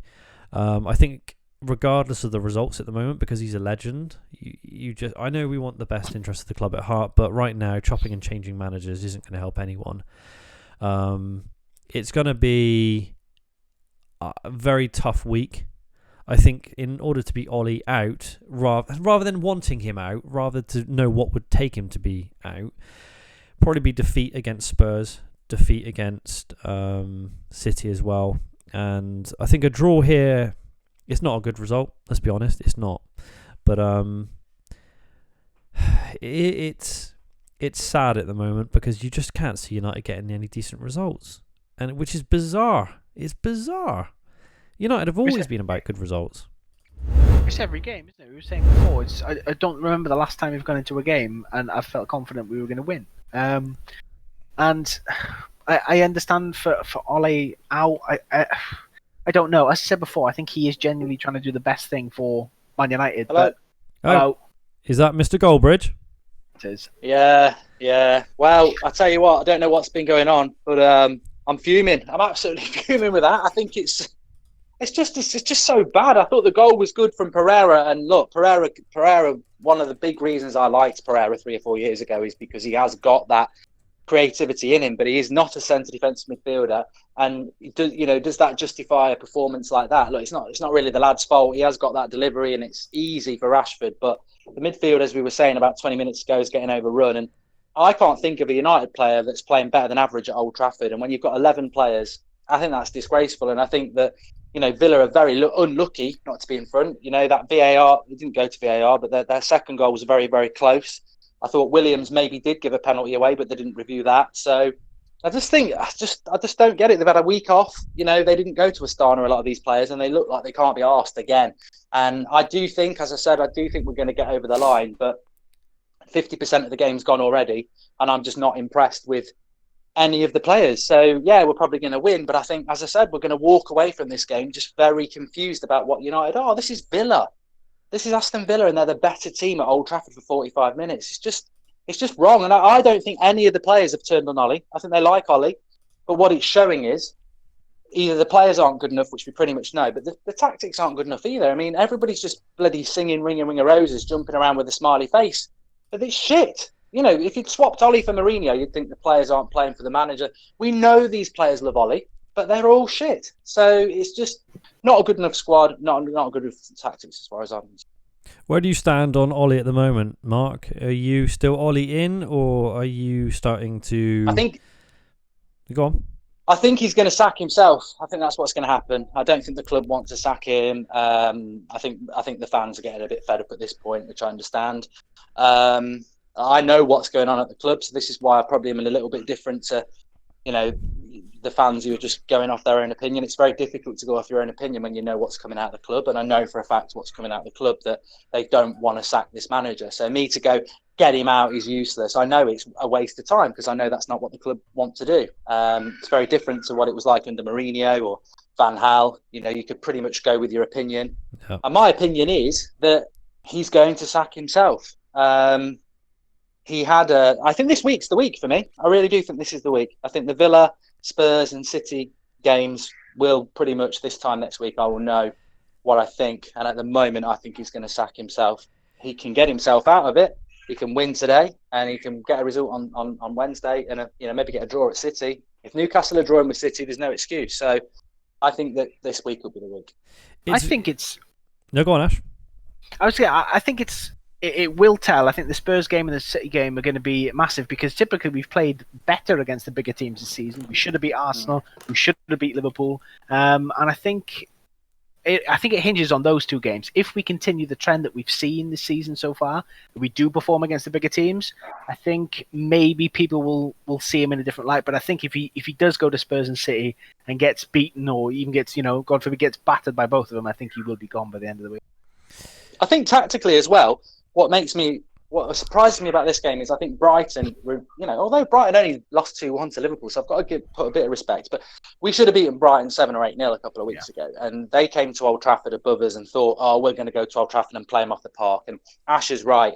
If teams try and play us, we exploit the space at the back. It's the only tactic United have got on the counter, hit teams on the break. So I was like, Villa today, all Villa want to do, I live in the Midlands, all Villa want to do is stay up. That's, I agree with that. First year back in the Premier League, you want to just finish 18th or 7th, not 18th, you're down, 17th, and you're happy. So that's what Villa want to do. So I thought today, what do? Do you just sit back, soak up the pressure, I don't even know what Villa's tactic is because it's been so easy for them. I think probably they wanted to come here today and sit back and soak up the pressure, but they found it so easy to triangle us, like, pass and move triangles, that they've just thought, you know what, why would we sit up back against this team? They're shit.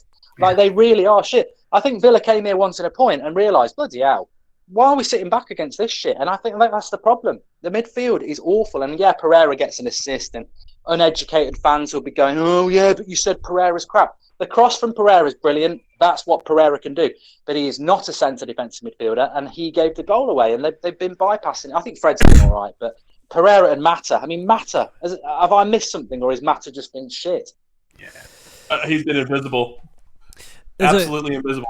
There's a couple of comments here, actually, whilst you're on the line, Mark. Philip Glover says, would you want Ollie to be made director of football and Poch to be brought in as manager? I think it would be a good compromise and would get Woodward away from football operations. You see, this is a myth. This irritates me, and it's not Philip's fault. This irritates me, right? Why is Ole Gunnar Solskjaer? Why is his CV not good enough to be Manchester United manager? Because he's only managed in Norway and got sacked at Cardiff. So why has he now got a CV to be a director of football? Because he signed 3 players. And on the face of it, Maguire, if you've got £80 million in the summer to buy a centre-back, Maguire's not hard. We all would have done that. If you've got £50 million to buy a right-back, Wan-Bissaka's not hard. And Dan James came from Ryan Giggs. So what has Ole Gunnar Solskjaer done in relation to director of football?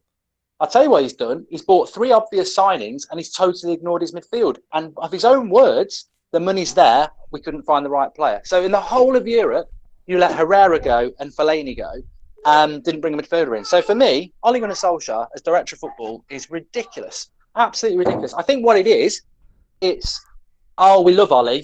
Let's not sack him. Let's fight. It's like the old bloke at your work who's, they're shit now. Don't let them anywhere near mopping the floors because they'll kill someone. Let's find them some shit job that nobody wants to do and keep him in. No, if he's not good enough, sack him. He's gone. And I like Ollie, but let's not start creating jobs for a man he's got no CV to be a director of football. Yeah. And I think, I'm just going to go through the super chats very quickly. Daniel Priest says, I know Ollie is bad, but is everyone ignoring our shocking midfield and that we are getting dominated at every part of the pitch? We need 5 players minimum. You got a point. And the Buck Nut fan says, take Mata off, put Greenwood up front and drop Marshall further back. Wingers the same. Let's have it. I think, guys, if they were to turn it around in this second half and get the win, all of a sudden you get all the, everything's fine again. We got the win. We're up to 6th place. It's that sort of on a knife edge at the moment in the league for United. And here's another super chat from Nitin Mendakar. Maybe like the fans, players are confused in all this give it time fiasco. Like fans are trying to be okay with Ollie but can't be convinced. Similarly, players are also in between. Should we try or just down tools? Is a hard one. And Zayn Mayasi, the Arsenal fan. Why the hell are United fans desperate to keep Ollie involved in the club? Thierry Henry was a rubbish manager at Monaco and we don't want him involved at Arsenal. They may be legends, but so what? I got to say, guys, it's getting hard at the moment to... I think me and Mark, we spoke about this many, many times. We want Ollie to succeed because he's a legend and because, as United fans, you know what he means to the club. But there's a difference between knowing someone's going to succeed and wanting them to succeed. And I just feel that if Ollie doesn't get the results this week, he's gone. I'm just going to say one thing, then I'll pop off and leave you to it, and I'll pop back on in the second half if there's any key events. But look, I think you're right. I think the reality is we want Ollie to succeed, but it's what confuses me about today is I'm fed up of saying, I know we're bad, but we'll beat Villa at home. I know we're bad, but we'll beat Bournemouth away. I know we're bad, but we'll beat Newcastle away. I know, and I'm fed up of saying it, and I can't justify this today because I think we're going to win, but nothing will change the fact that first 5 to 45 minutes, yet again, was atrocious for a team that's had the week off, that is at home to relegation candidates, and nobody is pulling in more than an average 6 out of 10. It's just not acceptable. That's fundamentally wrong at the club when you've had that 45 minutes where basically Villa are the better team. And this has been going on for too long. It's been going on since March, and it's consistent now. I'm fed up of not knowing what United were going to get. Or actually, I'm fed up of knowing that we're suspecting that we're going to get that sort of United. It's just not good enough. And we'll hide. You're always right. We'll hide behind the fact that Rashford's got 11 goals in 6 games. Well, I don't even know what fucking stats he's got. I don't really care. Martial's been quiet again. Matt has been quiet again. James has been quiet again. They're not getting the ball. Those 2 CDMs are not good enough at this level. They are basically relegation midfield. That's what we've got. It's not a good enough midfield. The back 4's good. The front 3's good. But if you haven't got a midfield, you're the mint with a hole. You're a polo. You've got nothing. And this is where Ollie came into the season with this, and the club came into it. And I'm fed up as a fan of knowing what's wrong with my football club and being run by people who don't fucking know what's wrong with the football club. We're fans. We're meant to enjoy it. We're meant to be wrong. We're meant to be right. It's meant to be. That's what fans are. We came into the season and every fan said, we've got no midfield. We're going to struggle. And the club are putting out messages going, we're really happy with the tour. Bollocks. That midfield was never good enough, and we're paying the price every bloody week for not buying midfielders. And I think we'll get over the line in the second half, but I think fans will walk away from the game and go, again, it's another, even if we win in the second half, it's another bad half. It's a half again. But I will leave you to it, lads, and I will come back on if anything good happens. So hopefully I'll be back on. All right, Theo. Speak to you later, hopefully. Take care, mate. Right, so Mark's left the building, which means you're left with us ragtag lot. We have got, bloody hell, 12,400 of you watching, which is got to be a new record for non-Goldbridge streams. Anyway, if any of you are new, please subscribe to the channel. It's very easy to do. You just hit the subscribe button on the bottom right-hand side just below the screen. And let's see if we can push up to, we're on 586,200 right now. So another 50, let's get up to 250. It's a nice round number. So guys, first half performance. What are we feeling? Andrew, obviously you've been watching the game. What are your thoughts? I mean, listen, everything Mark was just saying there was spot on. I mean, it's right now what's going on is just like the midfield is atrocious, and I can't believe what I'm seeing against Villa, who, I mean, people were talking last week about, the fact that we drew with Sheffield United, who are a team that just came up from the championship. I'm sorry, they were still 5th. They're having a decent season, so I'm not going to hate on that. Villa is a different story.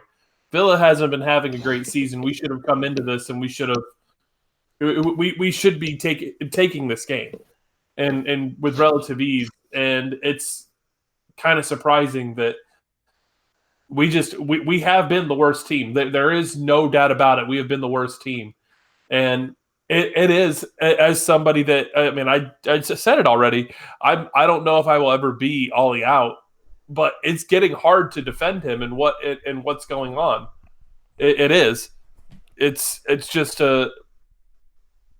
it's a poor performance from a team that should be doing better. It's the best way to put it. I agree. And Apathetic Gamer just says, Drawty, question for everyone in the call. What 2 players / positional changes would you make at halftime, and what 1 tactical change would you make? I think, and we're just going to open the starting 11. So right now, who would you guys say is the most ineffective player on the pitch right now? Andrew and Ash. And Matt. I mean, probably Mata or Martial at the moment. I mean, you can talk as much as you want about Pereira and Fred and the lack of impact they've had, but if you look at the bench, I mean, it's only really Jimmy Garner on the bench who can come in and play CDM, which is effectively what he'll play if he does come on.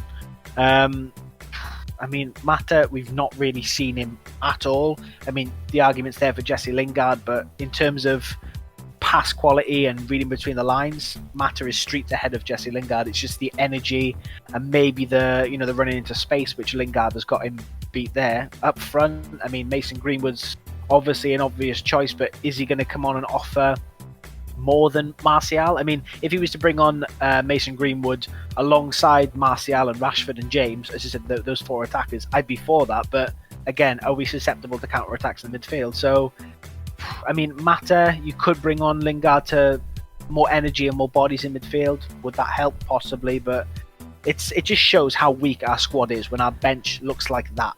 and it just shows how much we've missed the likes of Tomine and Pogba in that midfield. A couple of super chats very quickly. We've got Varane Chandar. Levitt Organa should have started instead of Pereira. Good point. And Atul Pandi says, the problem is midfield Fred looks good, but we can't do much alongside Andreas. We need McTominay and Pogba back soon. That is true. Now, in terms of changes, I would probably make it half-time. Mata has to certainly come off, and I would put on Jesse just for some energy. And I controversially would probably take Martial off and put Mason on. Yeah. Just because I feel Daniel James does a lot of hard running on the wing, and he never. By the way, we just kicked off for the second half. Okay. Any changes? Don't be daft. We don't make changes at half time. I have not seen any changes. Okay, so second half is underway. Second half's underway then, guys. Manchester United 1, Aston Villa 1, Marcus Rashford and Grealish with the goals. Andrew, go on.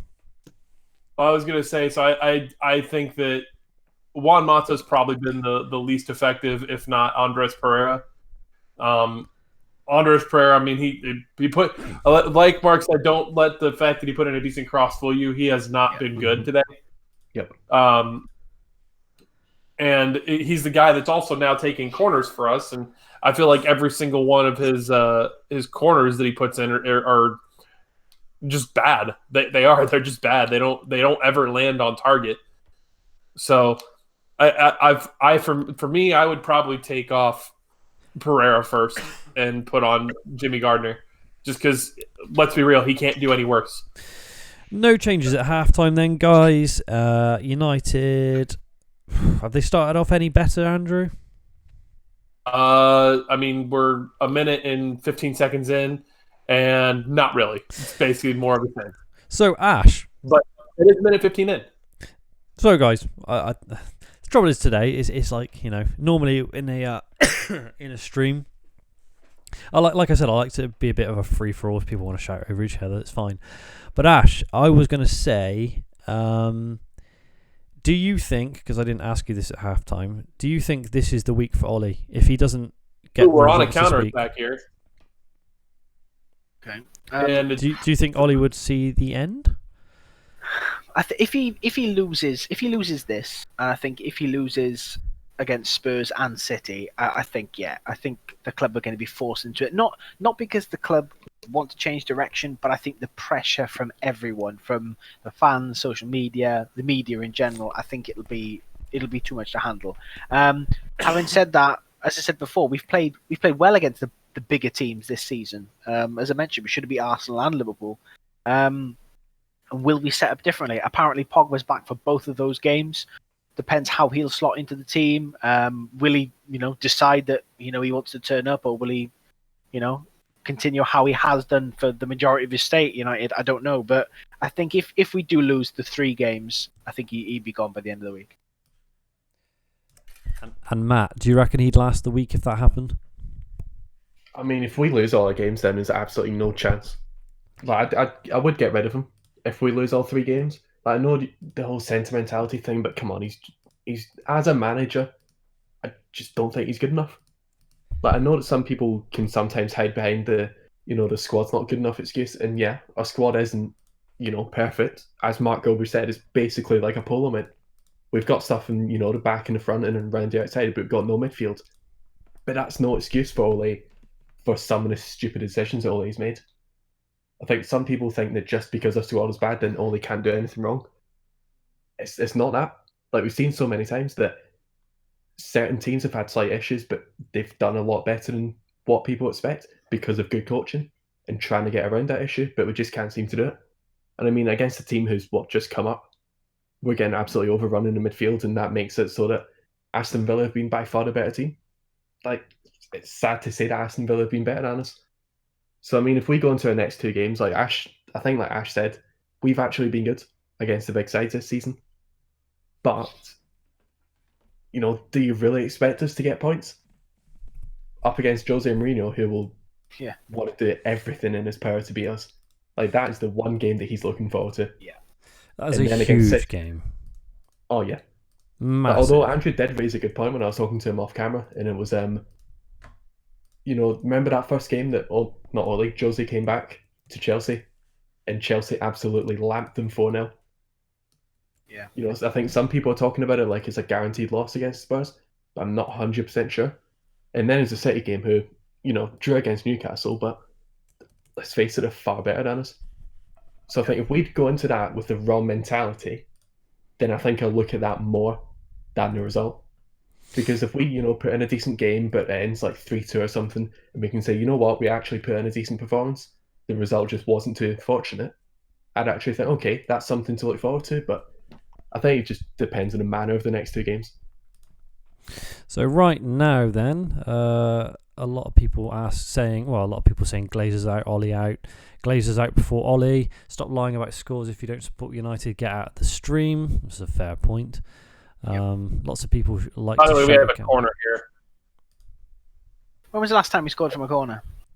Oh, stream went never. 2016. Never probably. Stream went a little bit funny. Don't know what's going on there. Bit weird. So, much happening at the moment, Andrew? So we just had a decent little bit of build up to an attack, and then Martial put a shot in, and it was deflected, and we had a corner, and then Harry Maguire fouled the guy that was on him on the corner, so the Villa now have a free kick. Again, it just sounds like more of the same to me this second half.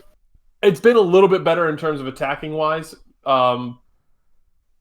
but I mean, I don't have enough of a sample size yet to really know if there's been really any changes. Still 1-1 then. United not looking that threatening at the moment. I don't think a draw is good enough. Honestly, No, a draw is Villa at home. Especially after the 3-0 against Sheffield United, which we should have seen out. It's just, I don't know. It's getting a bit. It's undefendable, really, isn't it? Yeah, it's getting tough to watch at the moment. Honestly, it's. I know, you don't have a divine right in football to keep winning all the time. No team can constantly just keep winning. But United, the drop-off from 6 years ago from the Sir Alex era is massive. Absolutely massive. And it begs belief what's gone on, because we've spent £900 million, honestly. Yeah. A few people saying Fred and putting the clown emoji in there. Shot off target, I think, was it? That's Fred Evan at the time. Oh, that was a horrible shot. Again, we're having decent bits of build-up, but the actual creativity part of it it's not there. I think watching United lately has been a really tough watch. Normally when you watch sport, you want to be entertained. It's normally end to end, but I can't think of too many United performances this season apart from Sheffield United, which was brilliant for about 20 minutes, where they've been exciting. Against Chelsea, give them the dues, the 4-0 was very, very good, and I think that was a false storm. I think at 4-0 for the first game of the season, lucky. We were lucky for large parts of that game, especially in the first half with Tammy. Could have been at least 1-1. There was a few chances there. Yeah, I mean, you look at how well Chelsea are currently doing compared to us, and they haven't even spent any money, and they've had to use their youth. It's a massive, massive contrast. Yeah. And it's just sad to see at the moment where we're playing. But I don't. Do you blame the players? Are the players' mentality? Is it all the coaching? Is it all down to the manager?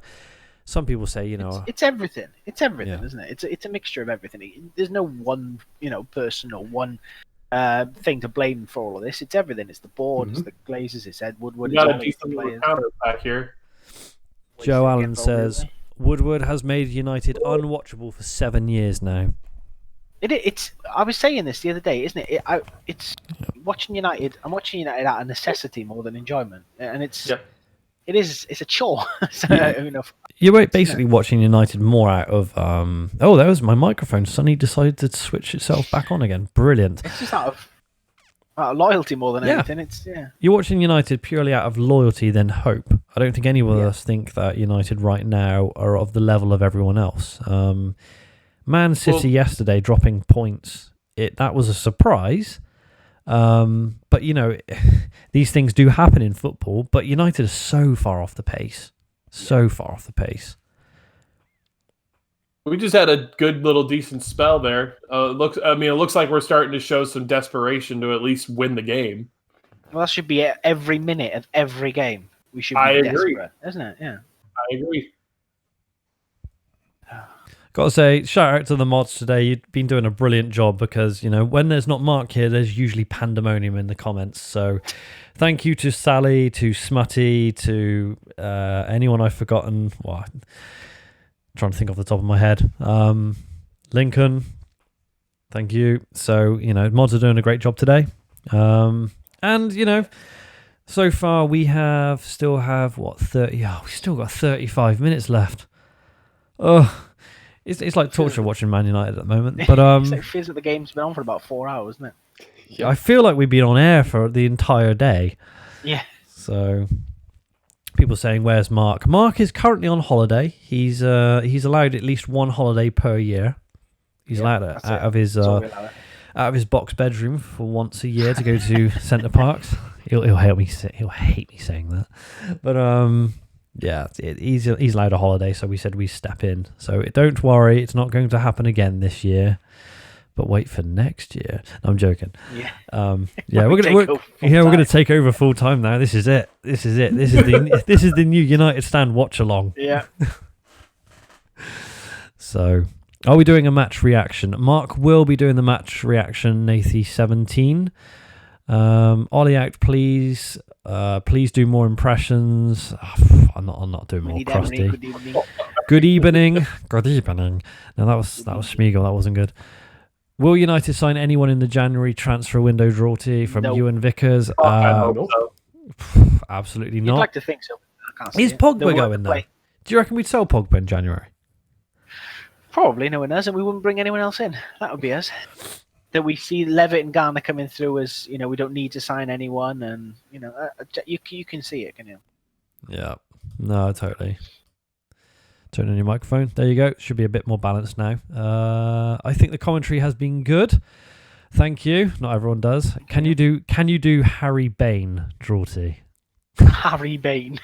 that was Mark's impression of Bain. I think it went something like, "Oh, hello, hello." You can never understand Bain anyway. Ooh, that chance. Oof, that was a fat chance right there for Martial. Was it? Bit of a run and a shot. Yeah, that was Martial. So poor. See the desperation. Pen? No pen? Nope. No pen. Doesn't sound like it. Will we get VAR? Will we get VAR? Hold on. I think he's checking. Penalty. Is it? Are we gonna get? Hold on. Nah, because the live comments would say. No. Oh yeah. Better not be a penalty. The live comments have actually been fairly. Hold on, there's a few saying pen, but I can't. Yeah. Only 6 points behind Chelsea if we win. Yeah. No penalty. No, there is no penalty. So sorry, everyone. There is no penalty. Don't worry about it. Oh, and now everyone's saying I pencil. would have been affected if that had been a penalty.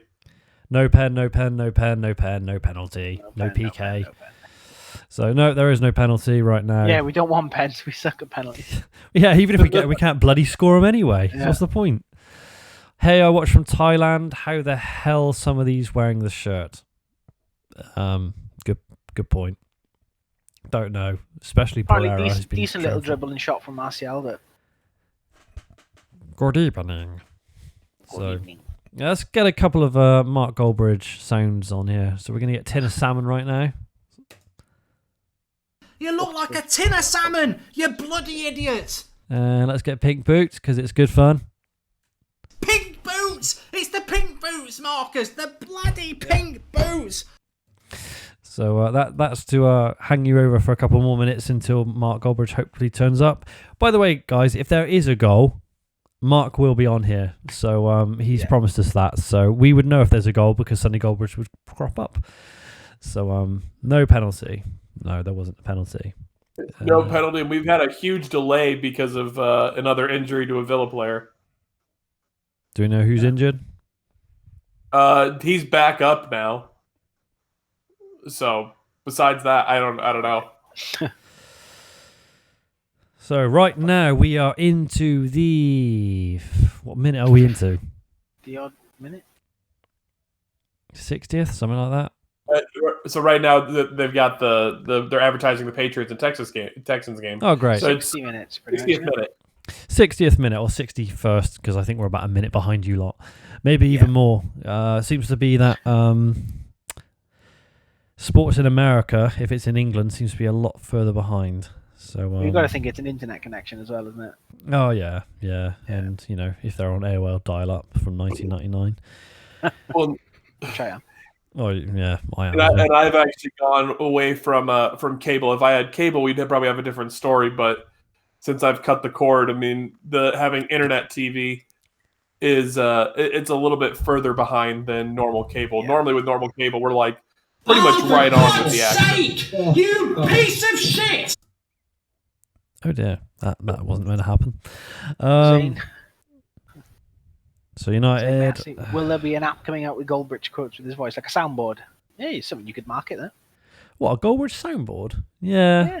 I mean, there is that Twitter account, isn't there? The one that has. That would be a hell of an app, Drawty. Apathetic gamer Drawty. Would you / everyone in the call rather buy no one in January, sack Ollie, but bring in a genuine director of football with real say, or buy two good midfielders in January? Ooh. Oh. Yeah. Nice little move. That was good. That was a good little bit of play between Anthony Martial and Dan James. They had a little bit of a back and forth, and Dan James just put the pass a little bit too hard in. Lost my train of thought then. Sorry, there was a question and I've completely forgotten it. But sorry, we'll go back to the Mark Goldbridge soundboard. There is that Twitter account, isn't there? That seems to blow up every now and again. Which Goldbridge World? Yeah. Goldbridge World. Yeah. So, not entirely sure how that one blew up, but there you go. That's poor. It is quite funny though.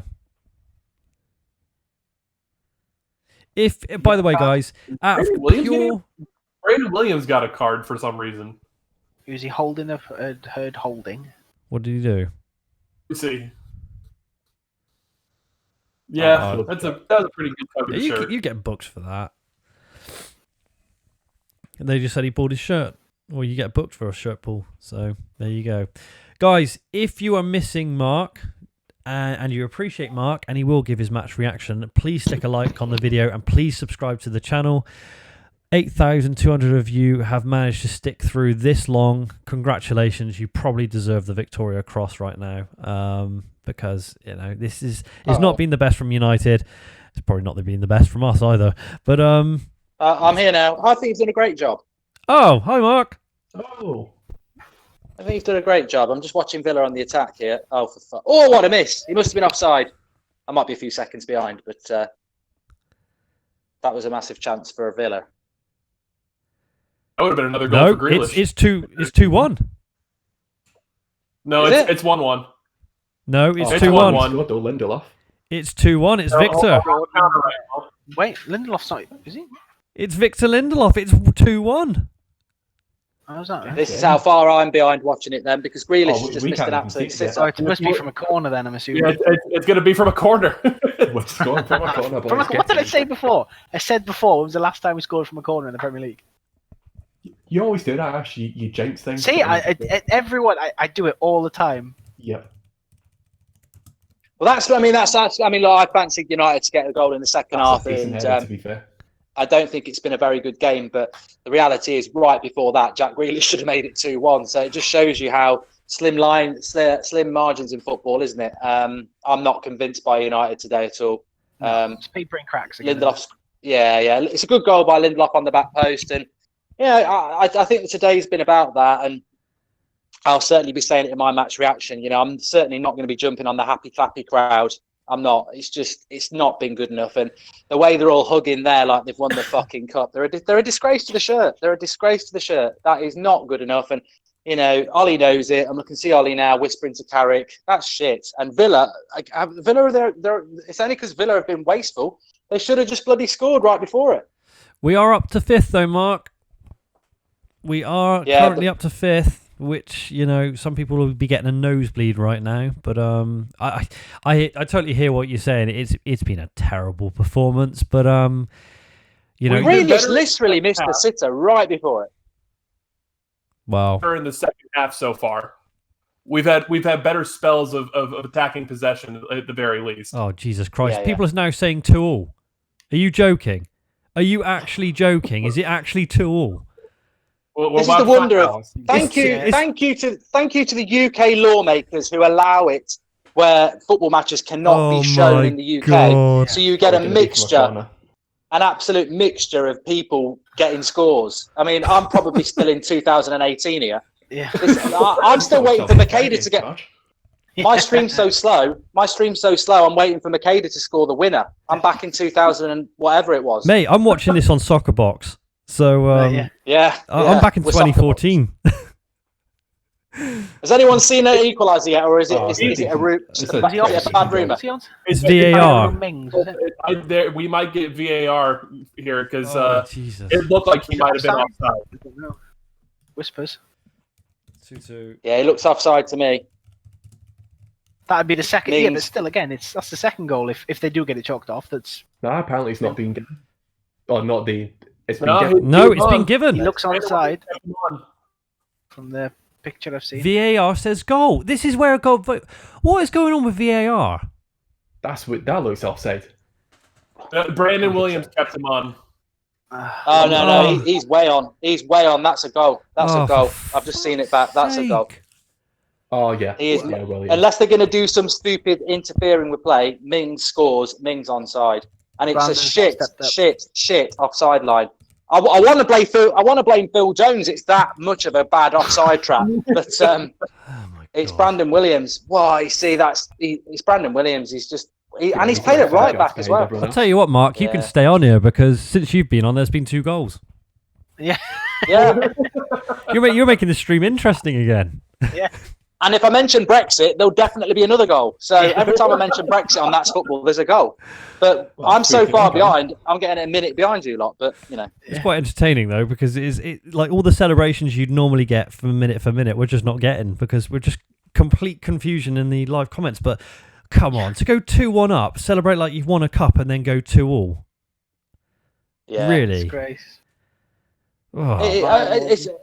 It's the weak mentality, but Villa, I'll tell you what, if Villa don't win this game, or if they lose it like I think they will, they're going to be...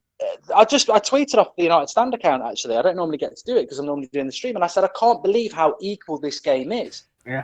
And that's the problem, isn't it? It's Manchester United at home to Old Trafford, at home to Aston Villa at Old Trafford, and it's an equal game. Yeah. And that's the problem.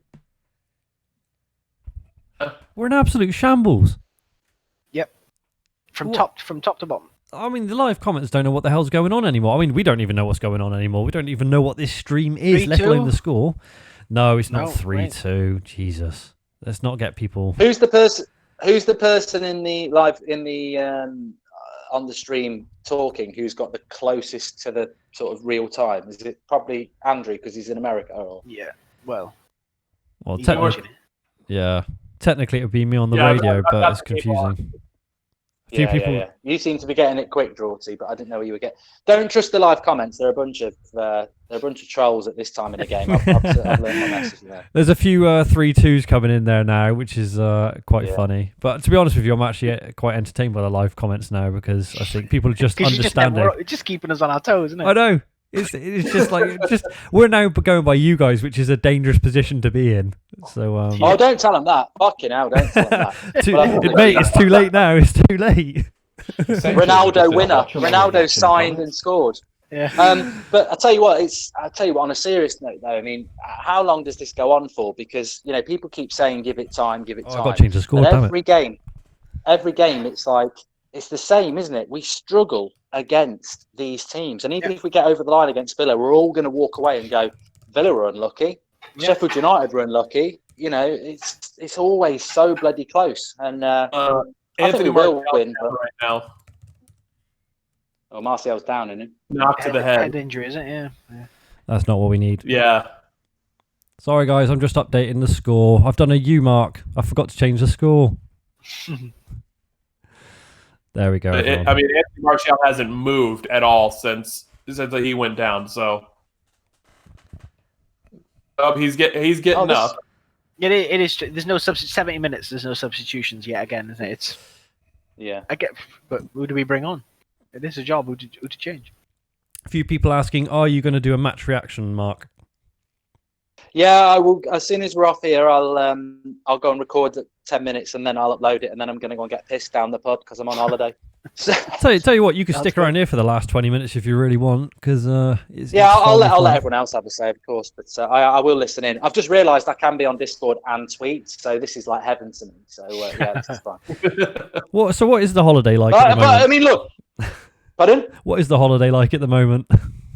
It was fucking cold yesterday. It was like -1 all day, so that was funny swimming outside at Centre Parks. But apparently, there's a lot of people at Sherwood Forest Centre Parks who know I'm here, going, "Where are you?" So I'm just locked up in this room that no one's ever going to find me. You're in a bunker somewhere, great. Yeah. But I'm just about to tweet this actually. This is like a live tweet as I'm doing it. I said 2-1 and we can concede straight after. It's one of the first things I ever learned as when I used to play football as a kid. When you score, just switch on for a couple of minutes because you have that, adrenaline, and it causes you to, if a team is focused, they'll exploit that adrenaline, and that's exactly what Villa did. It went straight up the other end. Is Mark gone? No, I'm still here. Unless I've dropped out. Oh no, I think Discord every now and again just goes a bit funny. So it's all good. Did you hear what I said about conceding? No. Well, I didn't. I don't know if anyone I said else it's did. the biggest. It's the most amateur thing ever is to score a goal and then concede. Like it's one of the number one rules. Switch on for a couple of minutes after you score because it's the most vulnerable time. Yeah. What's the score in the Leicester game? Well, let's have a look. 1-1 right now. 1-1, yeah. Oh, one more. Liverpool are going to win the league, aren't they? Bastards. Yep. How bad is this season that Liverpool are going to absolutely canter to the league? We're all going to move to Bhutan to get out the way, I think. They're 10 points clear at the start of December. I mean, the only other time a massive goal difference came up was... Sorry, I just thought that was a goal then. No, it was Tyrone Mings. So what's the commentator going on about? I was like, Jesus. So 10 points clear at the top of Leicester at the moment, Liverpool. 1st of December. The only time a bigger gap happened was Man United and Newcastle back in 97? Is it 97? 96, 97? Apparently Lingard's coming on. Oh, That's joy. great. Brilliant. It's December. I saw somebody saying that before. Yeah, It's yeah. December the 1st, so it's He's like Messi Santa. Lingard. It's Lingard Is that- season. Is he a bit like is this a biannual thing then? Because he did fuck all last year, so... A few people saying Lingardinho in the live comments. Justin Nightingale. Ollie has no clue. If back the day he was good player but as manager, he has no clue. His tactics are all wrong. Ollie has to go. This is the worst United time I have seen in years. Apparently Lingard's just tweeted he's coming on as well. Okay. He's live streaming now from the sideline. Did he Snapchat it as well with some beans? One of those GoPros attached to his head at all times, so that way he can just, always be alive at any time. To be honest with you guys, I'm waiting for the time they do personal sponsors and he's sponsored by Heinz. He'll have a GoPro on. No, he'll have Heinz beans across his chest. Yeah. So, here we are then. United on the right-hand side. There's another player down. Who's that? Marcus Rashford right now. They're taking a bit of a battering out there at the moment. I tell you what, Yeah, if in we're every- not in bloody every sense of careful, the we're word. going to lose this one. Well, I'd go as far as to say that Villa will be very unlucky if they don't get something from this game. So they won't get something from this game. And I hate saying that as a United fan, but I almost empathise with Villa. And Villa are terrible for this. They've done this a lot. They've come to Old Trafford and they've got a terrible record here. And if you're a Villa fan, you will be sat there going, "Oh God, it's Old Trafford again. We deserve to get something, and and they won't." And I think United will find a winner. I think they will. Lingard for Mata. I mean, it's what we thought. What's everyone's thoughts on Mata? Sell him. He's a bit useless. Yeah. Well, he hasn't done anything in years. 3-year contract, 140 grand a week. I said it before the game. He should play in this because if you can't grab hold of a game at home to Villa, why the fuck are you here? You know, like it's just I don't get why we kept him. Well, I do. I know why we kept him, to save money. That's why we did it, because it's cheaper. Matt only does well against teams who park the bus against us, but our main tactic involves us going on the counter against teams who attack us. So it's completely counterproductive playing him. Well, they got I can't 15 remember minutes. last time he played well. Well, you know, apparently when after the last game versus Astana, he was tweeting that. Or was he using Instagram to show pictures of his celebration, even though we'd lost? Yeah. Who was that? What a Lingard? prat. Yeah, apparently he's put up loads of pictures of him with his Jay Ling celebration. Oh, getting a tweeting. bin. Yep. That's one of those tweets. To be fair to Lingard, we've all been there. That's a tweet that you know is a really good tweet, and then the result doesn't go your way. Like we've done it as well, Drawty. Yeah. Remember the AZ Alkmaar? We were like, we had something ready if we lost. It was something to do with like it was countdown, wasn't it? A to Z, and something. It was a really good tweet, but we didn't use it because we actually ended up drawing, so it was irrelevant. But what Lingard's done there is, I've got a really good tweet if we win.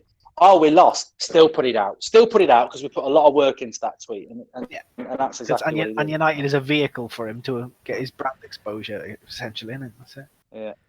I don't know. You know, Lingard's come through the youth academy. He gets the club all right. Yeah. But I mean, he's 27 next week, and he's not of a high level.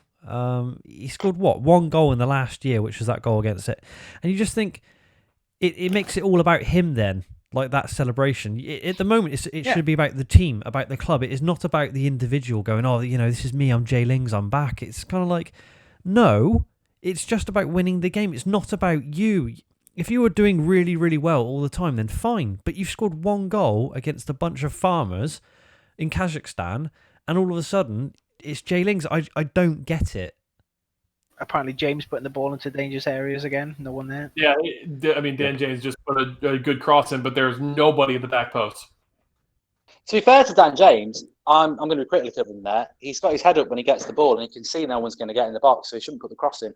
It is a good cross, but when he gets it, he can see no one's going to get there, but he still puts the cross in. That's just naivety. But I agree, he has got a great ball. But on Lingard, if he wasn't from Manchester and the youth setup, he wouldn't be here. If we'd bought him, he'd be a flop.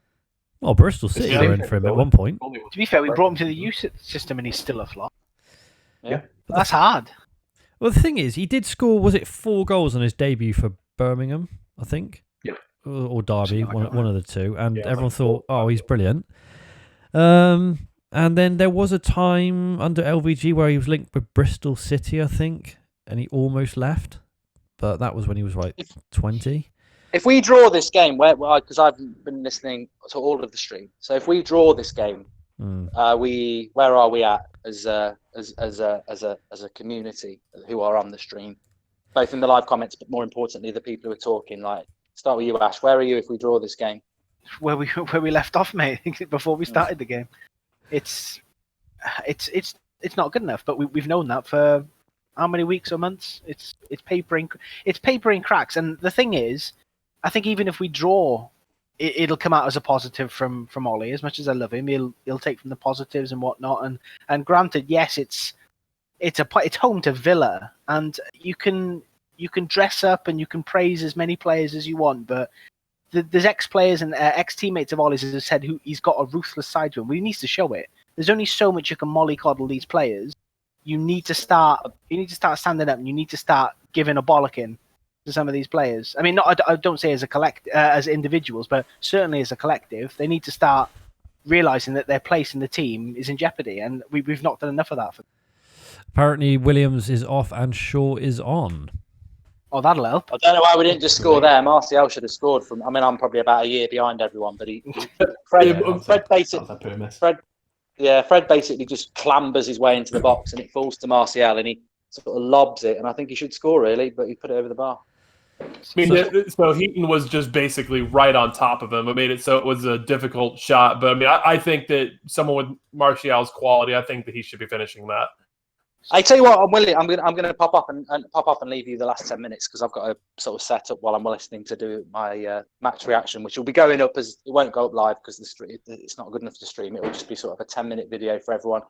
It goes up about 20 minutes after. But on Williams, I've said this about Brandon Williams. I do like him, but all these fans who said, Williams has just retired Shaw and Young. No, he's way too young. He's way too young. He's got to play every now and again, and he's got to come out every now and again, because if you play him every game, we'll destroy him. And today, he was at fault for the equaliser, which is fine. I'm not being critical of him.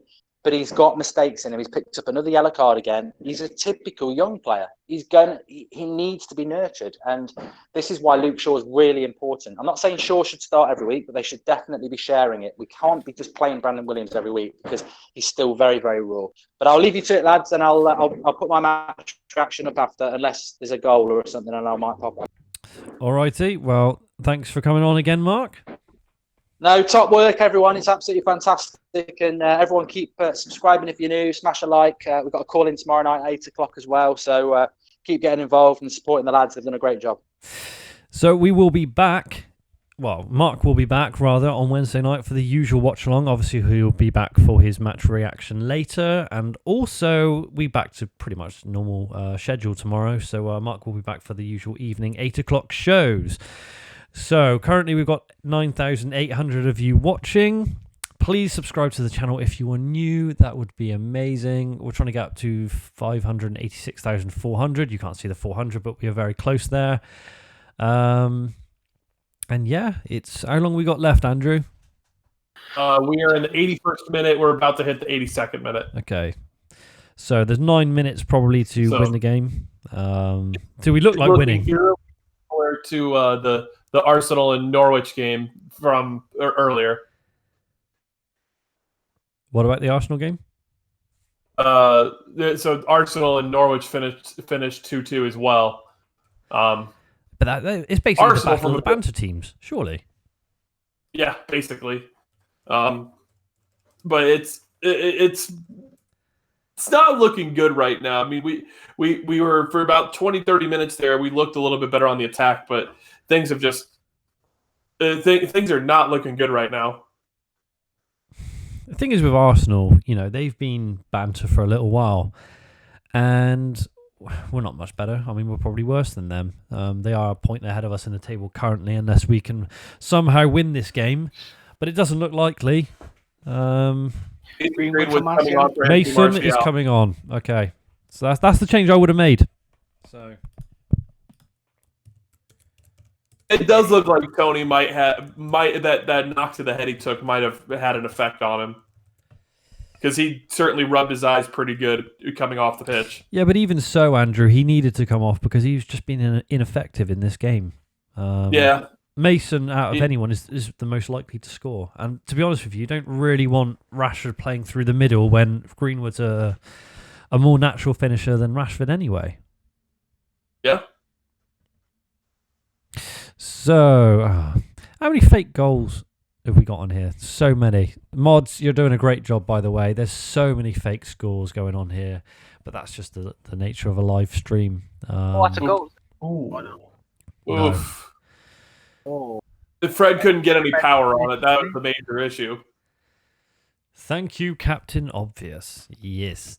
Draw is not good enough to all. Guys, honestly, so far, I know the game hasn't finished. Rate this game out of 10.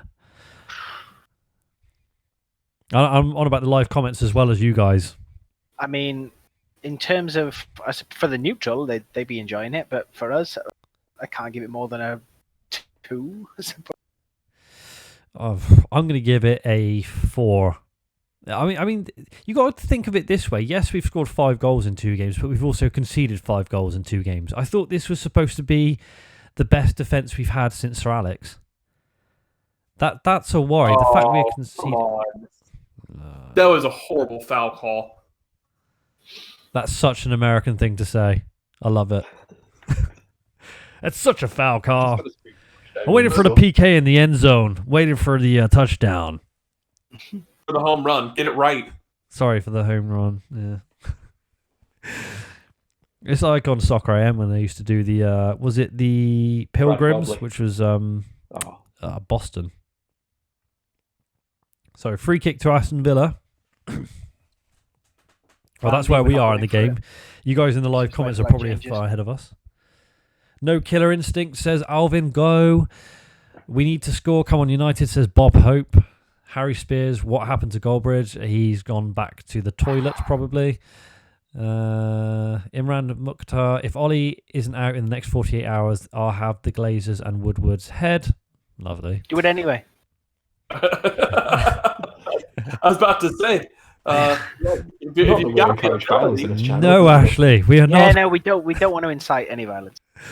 Wink, wink. Bad. Maguire. He meant metaphorically. No, he didn't. We bloody knew what he meant. That's Ash. If this is one of our private streams, we would have said something much, much worse. No, we're family friendly. As if you're family friendly, Burns. Yeah, you've no idea. we were talking about sheep shearing earlier. It was a fabulous conversation. Yeah. Have you ever cut a sheep? Not in that way. That's a bit weird, but yeah. Yeah. Well, just around the teat, there was a little bit of blood. No, we're not. Yeah, no, we won't. So Ollie would be the perfect sub right about now. Greenwood goal, says James Tweed. No, so you're going into a timeout. Well done. Come on, I bet this game. You bet this game. Wait. What? Oh. They didn't go anywhere. Red Jedi, the worst Brazilian midfielder ever. Fred. I mean, Pereira's. I'm Pereira. Yeah, fair enough. Pereira might go to work, I don't know. Cleberson was pretty bad. Oh, someone actually gave me a nice comment. TUS kid, you're amazing, Drawty. Oh, that's a first. Wait, I forgot Lingard was on. Now I've heard his name. Oh, yeah. Good old Jesse Lingardinho. Timing people out is toxic. No, it's not, Rayway. So you're getting timed out as well. Scores is toxic. You're getting timed out. You're getting timed out. Who got timed out? Oh, I thought Harry Maguire had a goal there. Oh, it's so funny. You just do whatever you want on YouTube. It's ridiculous. I mean, it's not like we're trying to get into the mainstream media, which brings me on to a fabulous point. Mainstream media and fan channels. Just as we're watching a replay of... okay. Slabhead with Oh, God. Yeah, he could have had one there. How did we... Flex obviously got into the press conference in Kazakhstan. How are we feeling about, fan channels in general getting into mainstream media? Why not? I love it. I'm cool with it. I think what I liked even more than fan channels getting into mainstream media is the fact that mainstream media were hating it. Yeah. That's even better. Samuel Luckhurst, he's probably still shaking to this day. Yeah. Samuel Luckhurst is shooketh to the core. Yep. His last name begins with L for a reason. But here's the thing. With mainstream media and journalists, yes, they trained for years and stuff, but I think one of the arguments was that fan channels shouldn't be allowed in because they don't ask quality questions or because they're not trained. Well, the fact of the matter is the media always ask a question because they have a specific thing they want to put in their newspapers. So they'll be like, you go in there and a press officer will say, well, not a press officer, a journalist will say, so Ollie, if you lose this game, do you think you'll be sacked? That is a very, that's an attacking question. That's you wouldn't ask someone that in their normal day job, whereas fan channels are not going to say to Ollie. And, there's a lot of people actually who said, Flex, you didn't ask the harsh questions. I don't think they quite work out that a press conference, you are not there to upset the apple cart. It's not about going in there gung-ho and just being disrespectful, because you'll be kicked out. You'll never get it there again. Yeah, absolutely. And Flex did ask a good question. He was out on about, would you prioritise trophies over top four, which is a completely, perfectly legitimate question. And they did not like that. Now, at the end of the day... I thought that was a fantastic question. Yeah, it's a good question. There's nothing wrong with it. Weren't they criticised over, the media criticised, I think it was TalkSport, criticised they questioned the quality of questions that would come from, fan channels or whatever YouTubers if they did get into the press conferences. And yet, most of the mainstream outlets included Flex's questions in their report. So, which just goes to show it's... Yeah. At the end of the day, the tabloids want to twist anything. They will take anything out of context, whereas fans only want to know the truth. All we want to know is a straight answer, and a fan will ask a straight question, and then you'll get the answer you want. Whereas the media, they won't ask a straight question. They'll ask a sort of vague one to twist it around and get Ollie to say something to slip him up. So I think they're running scared at the moment. It's By the way, not we're just fan channels, it's YouTube in general. Oh yeah, The mainstream media don't like. 100%. 100%. So right now we are in the it's only about a 90th minute minute. left. So still 2-2, guys. So I would get 4 minutes of stoppage time. Talksport have just put a video up on Twitter saying how bad AFTV is to the club, and that comes from Warren Haig F1. Look, AFTV are completely different to us. Robbie is a top guy, and a lot of the guys on there, Troops. I've met Troops in Luton once. Yeah, Troops has seen my face. Apparently, I have a face. We get on with those guys really, really well. They're different to us because I think just the way they operate and how they do things. That's just them, though. That's the people that they have. Whereas us, we kind of always want to be positive, but we just get very frustrated with the club. And I think Mark lets his emotions boil over sometimes. But that's just him. He does love United, and he gets very, very angry when they don't do very well. But it seems to be a common misconception that United stand does way better when we're not losing and stuff. It's the complete opposite. No, we've always wanted to be pro club, but unfortunately, you can't always be that way when it's not going well because you're just lying to yourselves. A few people saying, "Is it full time already?" No, we're 91st minute. How many minutes were on the clock, Andrew? 4 minutes of stoppage time. Okay, so it's looking like it's going to finish a draw then, which is no good to anyone. I was gonna say that to me. I mean, if we were talking, I said it before. I think that if Ollie doesn't come away with a minimum 4 points out of these 3 fixtures, I think that even though I don't necessarily agree with it, I think I understand that he will probably be let go. Do you think a draw here is enough for him to go? A draw does nothing really. No, it I doesn't. think if it was a loss, you'd start to think, okay, right, maybe he isn't the best guy, but because it's a draw, you can easily spin that and say, well, we didn't lose. All That'll right. be the call. Devil's advocate again, guys. Devil's advocate. That's what it'll be, though. He will come out and he will take positives, and he will, and as much as I love him for being positive, there's times where you need to be ruthless and you need to, look at things realistically because it's not good enough. Same thing happened for the Sheffield United game. Yeah. Look, He looked excited with the 3-3. Spurs is massive now. Absolutely massive. I cannot understate that game at all. And guys, you want to tune into the watch along on Wednesday with Mark because he is back for that game. I do believe it's only on Amazon Prime though. So if you do have Amazon Prime, you're laughing. If you don't, well, you're going to have to find some other way of listening to it or something. But basically, this game is set up now. It's huge because Mourinho's back to Man United, as we've already said. And I don't want it to happen. I would hate us to lose to Spurs and then he goes because of Mourinho. That would be horrible. It is 2-2, guys. Apparently, it is full time. That's it. We're going to wait until we see it on the screen, guys. Oh, Leicester have just scored in the last minute. Nice. To win? Yes, to win. See, that's how you do it. Apparently. Anyone know who got the goal? Don't know. Just having a look. Who got the Leicester goal then, guys? Who got the Leicester goal? Apparently it's the ex-City man, Iheanacho. But they're checking offside. Iheanacho. Oh, that's a VAR check. Not scored in about 6 years. VAR, apparently, says Sally. Thank you. So Leicester are waiting on that one. Vardy, apparently. Punny. It's being checked. We're more excited about the Leicester game right now than Man United. How bad's that? Oh, I bet it's more exciting. Yeah.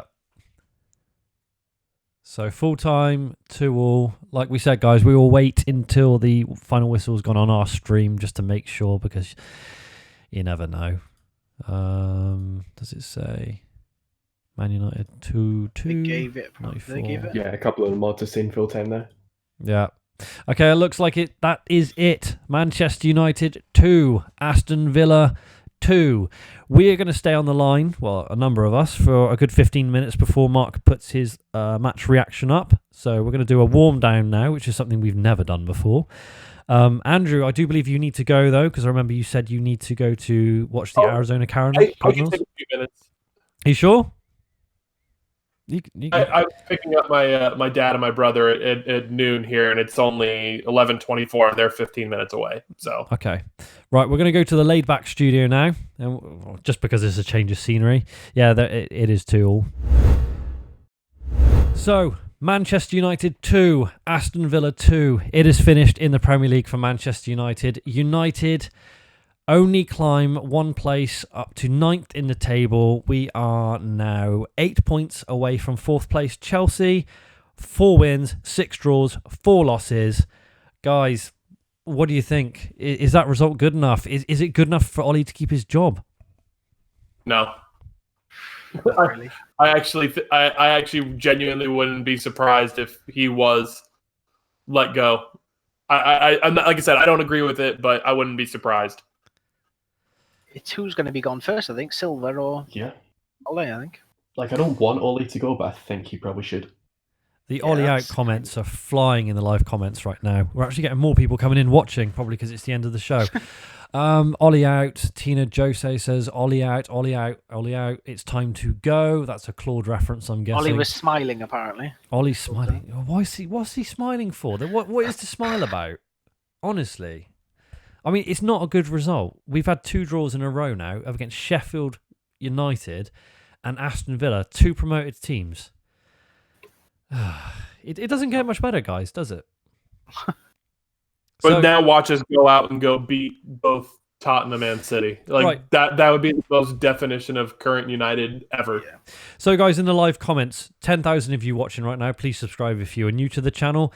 I want you to give me a score out of 10 for that performance. So get going. I'm going to start off. I'm going to give it a 4. I don't think that's good enough. 2-2 against Aston Villa is not good. You guys, fire away. 2. 3 out of 10. 3 out of 10. Yep. A few people minus 3s as well. Yeah. So we're all around about the same then, between 3 and 5. Yeah. No, I've gone for 2. Sorry. Oh, 2. Jesus, sorry, Ash. Yep. All right. Well, you're pretty much up with the live comments then. There's lots of 4s, 1s, 3s, minus 3s. Honestly, it was a below average game. You have to be real with it. It was a below average game. You know what would be good? See what Ollie thinks of that game out of 10. Yeah. 7, I reckon. Do you reckon you give it a 7? Oh, I wouldn't be surprised. That's enough. Individual performances then, guys. We'll just go over to the starting 11. Again, because we can. Right, I'm going to start each player. Rashford, just give me a number. Andrew, you start. 5.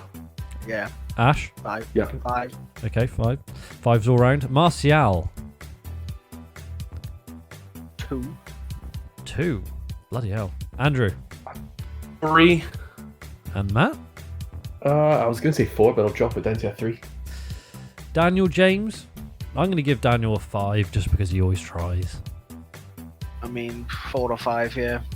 Yeah. Yeah, 5. Okay, 5. Yeah, I would say 5. 5 for Daniel James. Fred?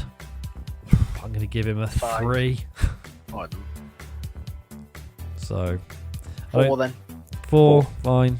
All right, here's a good one then. Pereira. Guys in the live comments. Minus 26. Minus 26. Guys in the live comments, give us a score for Andreas Pereira, who, for all accounting purposes, was not good today. I'm going to give him a 2. Just because at least he can actually kick a football. Yep. But he was like that last game, and we stuck with him. True. It's a 2. Someone's given minus 100. A few people saying painful. Ollie has to go. Matter, I'm going to give Matter a 2 as well. Yep. Ineffective. Yeah, 2 is a bit generous, really. Okay, and what are you going for, Matt? Probably a 0. I know it's from 1 to 10, but he did nothing. It's a number. It's on the end of 10, so you can have a 0 if you want. Brandon Williams, youngster. Did nothing really again. The whole back 4, I think, was 3 or a 4, probably. 3 or 4. Maguire. The thing is, they didn't do anything, like, at all. Yeah, No. it's like you can't give anybody really above a 5 in this game. It's such a the weird goal was, performance. The first goal was a freak, and then the second goal was just Brandon Williams playing him on side. Yeah, I mean, I would say probably back line, 4s and 5s. Nobody really did anything too bad, but nobody did anything to help either. Lindelof did score a goal. Does he not get anything for that? Yeah, I suppose. Well, yeah. Maybe a 6. 6? Yeah, because he scored. Yeah. Okay, a few people saying 6s in the live comments. The live comments have gone absolutely crazy at the moment. Solomon Agbonmer says, where is the improvement? Where is the United way we all thought Ollie would bring back? Are any of our players really improving? We are watching Liverpool stroll to a title and we think Ollie needs time. I read something before that said that Ollie promised us an attacking side that worked harder than anybody else. And that was interesting to read, I suppose. Where is that then? Rob Daniels with a super chat. Thank you very much, Rob. Ollie has never been good enough. His CV is terrible. Let's stop with all this sentimental rubbish and get a proper manager in. Enough is enough. Yeah. It's damning from everyone at the moment. I think that 2-2 draw versus Aston Villa, you could almost see it coming, couldn't you? You could almost tell it's that kind of result. I actually do need to get going now, guys. Yeah, cool. Andrew, thank you for dropping in. Thank you for having me, guys. Thank you everybody for tuning in with us. It wasn't what we wanted. It definitely wasn't what we wanted. We'll see what happens going into the Tottenham game. But genuinely, thank you everybody. Be sure to like the video and subscribe if you're new, and just let's see what happens. I'm depressed right now, guys. Let's hope it doesn't get worse. I'm sure we'll see what happens versus Spurs. But you get off to the Cardinals game, mate. All right, later, guys. Cheers, mate. See ya. So, thank you. Cheers, dude. Bye. So, we're going to kill it off for a little bit longer, see how many people stick with us right now. Actually, guys, we've got 10 minutes. We do have 10 minutes. Get into the Discord queue. We're going to take some callers. We don't normally do this straight after the game, so if you are on the United Stand Discord, jump into one of the live queues. We've got a couple already who've just jumped in, Mason and TFK Noah, and we're going to get your views very quickly. You won't have very long to talk because we have to get Goldbridge on, but do get in there and we will see. So we're going to drag someone in now and see what happens. Mason. Mason, are you there? You are live on the United Stand. Oh, hello. Hey, mate. You're all right. How do you feel about that game? Not really happy. No? Not happy at all. No. No, what would you rate that game out of 10? I rate it a 2. A 2. Due to the tactics. It's the tactics that are making us woeful. And where do you stand on Ole Gunnar Solskjaer right now? I used to stick up for Ole. I used to say, well, give him chances, but we gave him the job in March. Let him have an opportunity as a caretaker in December. And we're in December now. I think I'm Ole out now due to the tactics and the formations. It's woeful at the end of the day. So you get rid of him right now? I don't know, because there's not many managers out there right now that we need. Poch is risky because he's just been sacked, and Emery's just been sacked. They're very, very risky at the moment. I think the market is a bit difficult, so no, I fully appreciate that. Anyway, I was going to keep everyone short and sweet. Thank you very much for coming on. Oh, thank you. Thank you very much. No worries. Thank you, mate. Take it easy. Bye-bye. Bye.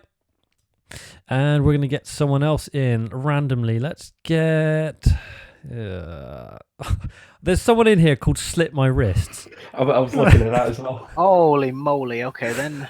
I'm going to get TFK Noah in because he's been in here the longest. Hello, TFK. You're live on the United Stand. How are you? Not too bad. How are you? Mixed after that match. Well, not mixed, just angry. So, do you know what I mean? Go on. See, again, the subs are too late, in my opinion. In my opinion, Lindelof scored a goal, but, I don't think he should have started. Twanzebe should have started. But, again, we're seeing this slow play, this slow subs. We're not a quick enough team, in my opinion. That's why I'm Ollie out. I can't even say anything, you know what I mean? No, I think all of us would agree with you there. And very quickly, are you Ollie out or Ollie in? Ollie out, yeah. Okay. Well, it looks like everyone's Ollie out at the moment, which... Yeah, it's just like, I was Ollie in, but the problem that I have with it is, like, how can you be Ollie in?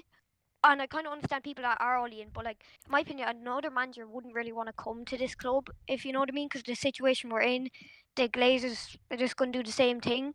Yeah. But look, I can see both sides of it. Well, thank you very much for coming on. All right, thanks. No worries. We'll get some more people on. Yeah. Okay, let's try Manny_E. Manny, you are live on the United Stand. You got your microphone on muted though. This is what always happens. You drag someone in there like, wait a minute, I'm not here. Oh, Manny's not there. Sorry, Manny, you missed out. KRC, he's got a picture of the Joker mask on. Let's try this guy. KRC, you there? Yeah. Welcome to the United Stand. You're live. All right. Yeah. For me, that was the players. To be honest. Yep. I just we come back from behind again, and they just bottle it. But they've done that on the other managers. So, I mean, you can blame all these substitutes and stuff, but I don't know, my take. Where do you stand with Ollie right now?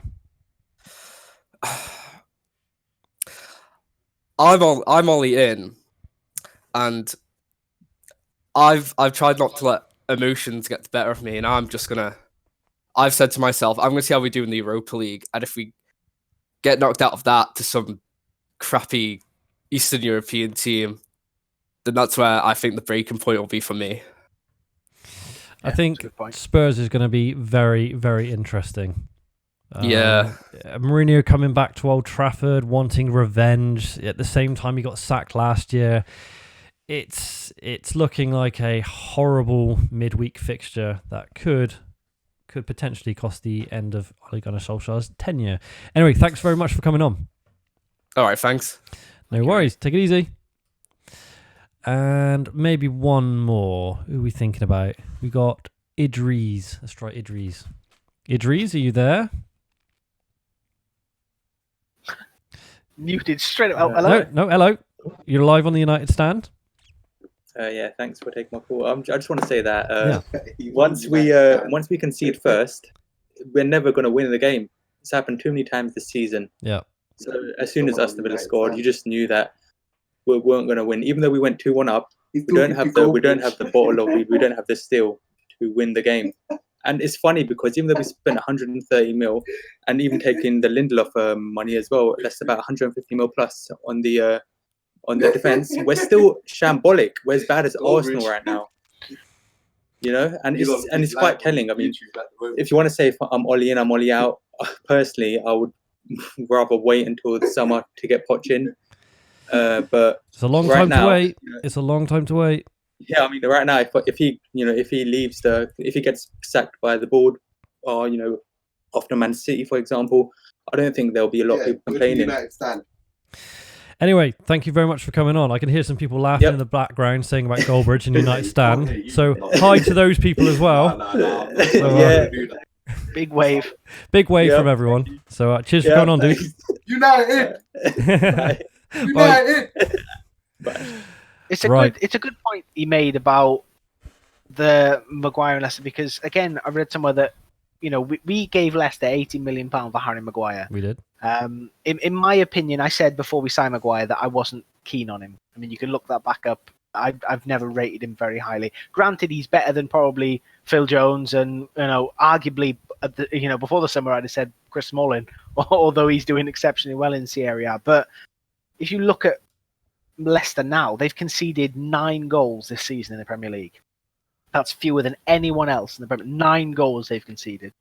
So it really makes you think. I mean, how good? Everyone talks about our fantastic defense. How good is it really? Do you know what I mean? Because we're always looking fragile. I know the midfielders play a big part in it because it's not protecting the back line as it should. Granted, but I mean, how good is that defense really? It's obviously better than last season. I'm not saying that, but I mean, questions still are still about left back is a massive problem. Granted, Brandon's coming through, but he's still very young, as Mark said before. And I'm not overly convinced on it at the moment, to be honest. I think on paper we've got a good defence, but it's just not really worked. And for me, I think Victor Lindelof just kind of gets a free pass at times. Yeah. For me, he's absolutely bang average. Yeah. Right then, guys, I'm going to wrap it up there because we've gone for the extra 15 minutes. Mark's just messaged me saying he's got his his match reaction ready to go. So I'm just going to round it off and say, Ash and Matthew, thank you very much for joining me on this very long stream. No worries. Thank you. Do you want to shout anything out? Do you want to give out a shout out to yourselves or anything like that? You know, like I know your Twitter handles are on there, but yeah, just that. Yeah, just catch me on there. I'm I'm not going to prolong this anymore. It's United, isn't it? It's current United. I'm just looking forward to going and getting some food. Yeah, well, I'm going to burn this stream as soon as it's over anyway. So yeah, it's one of those ones where you just think, why did we do that? But there you go. So we did a job, so it's fine. Yes. Matthew, thank you for coming on. No worries. Same with Ash, really. Twitter's on the screen as well. Yep. Awesome. Right. Thank you very much to all the mods. Thank you to everyone who's been watching and liking and subscribing. Thank you to everyone who's done a super chat. Thanks to anyone who's basically made a comment, liked and enjoyed the show. You know, not everyone's going to like this kind of thing, and we get that. Everyone's here for Goldbridge. He will be back on Wednesday evening for the Spurs match. So make sure you are back. He will be straight after this with his match reaction. I've been the Drawty Devil. Stupid name, I know, but there you go. I wish I never invented that name, but there you go. So thank you very much. And, well, basically, see you whenever.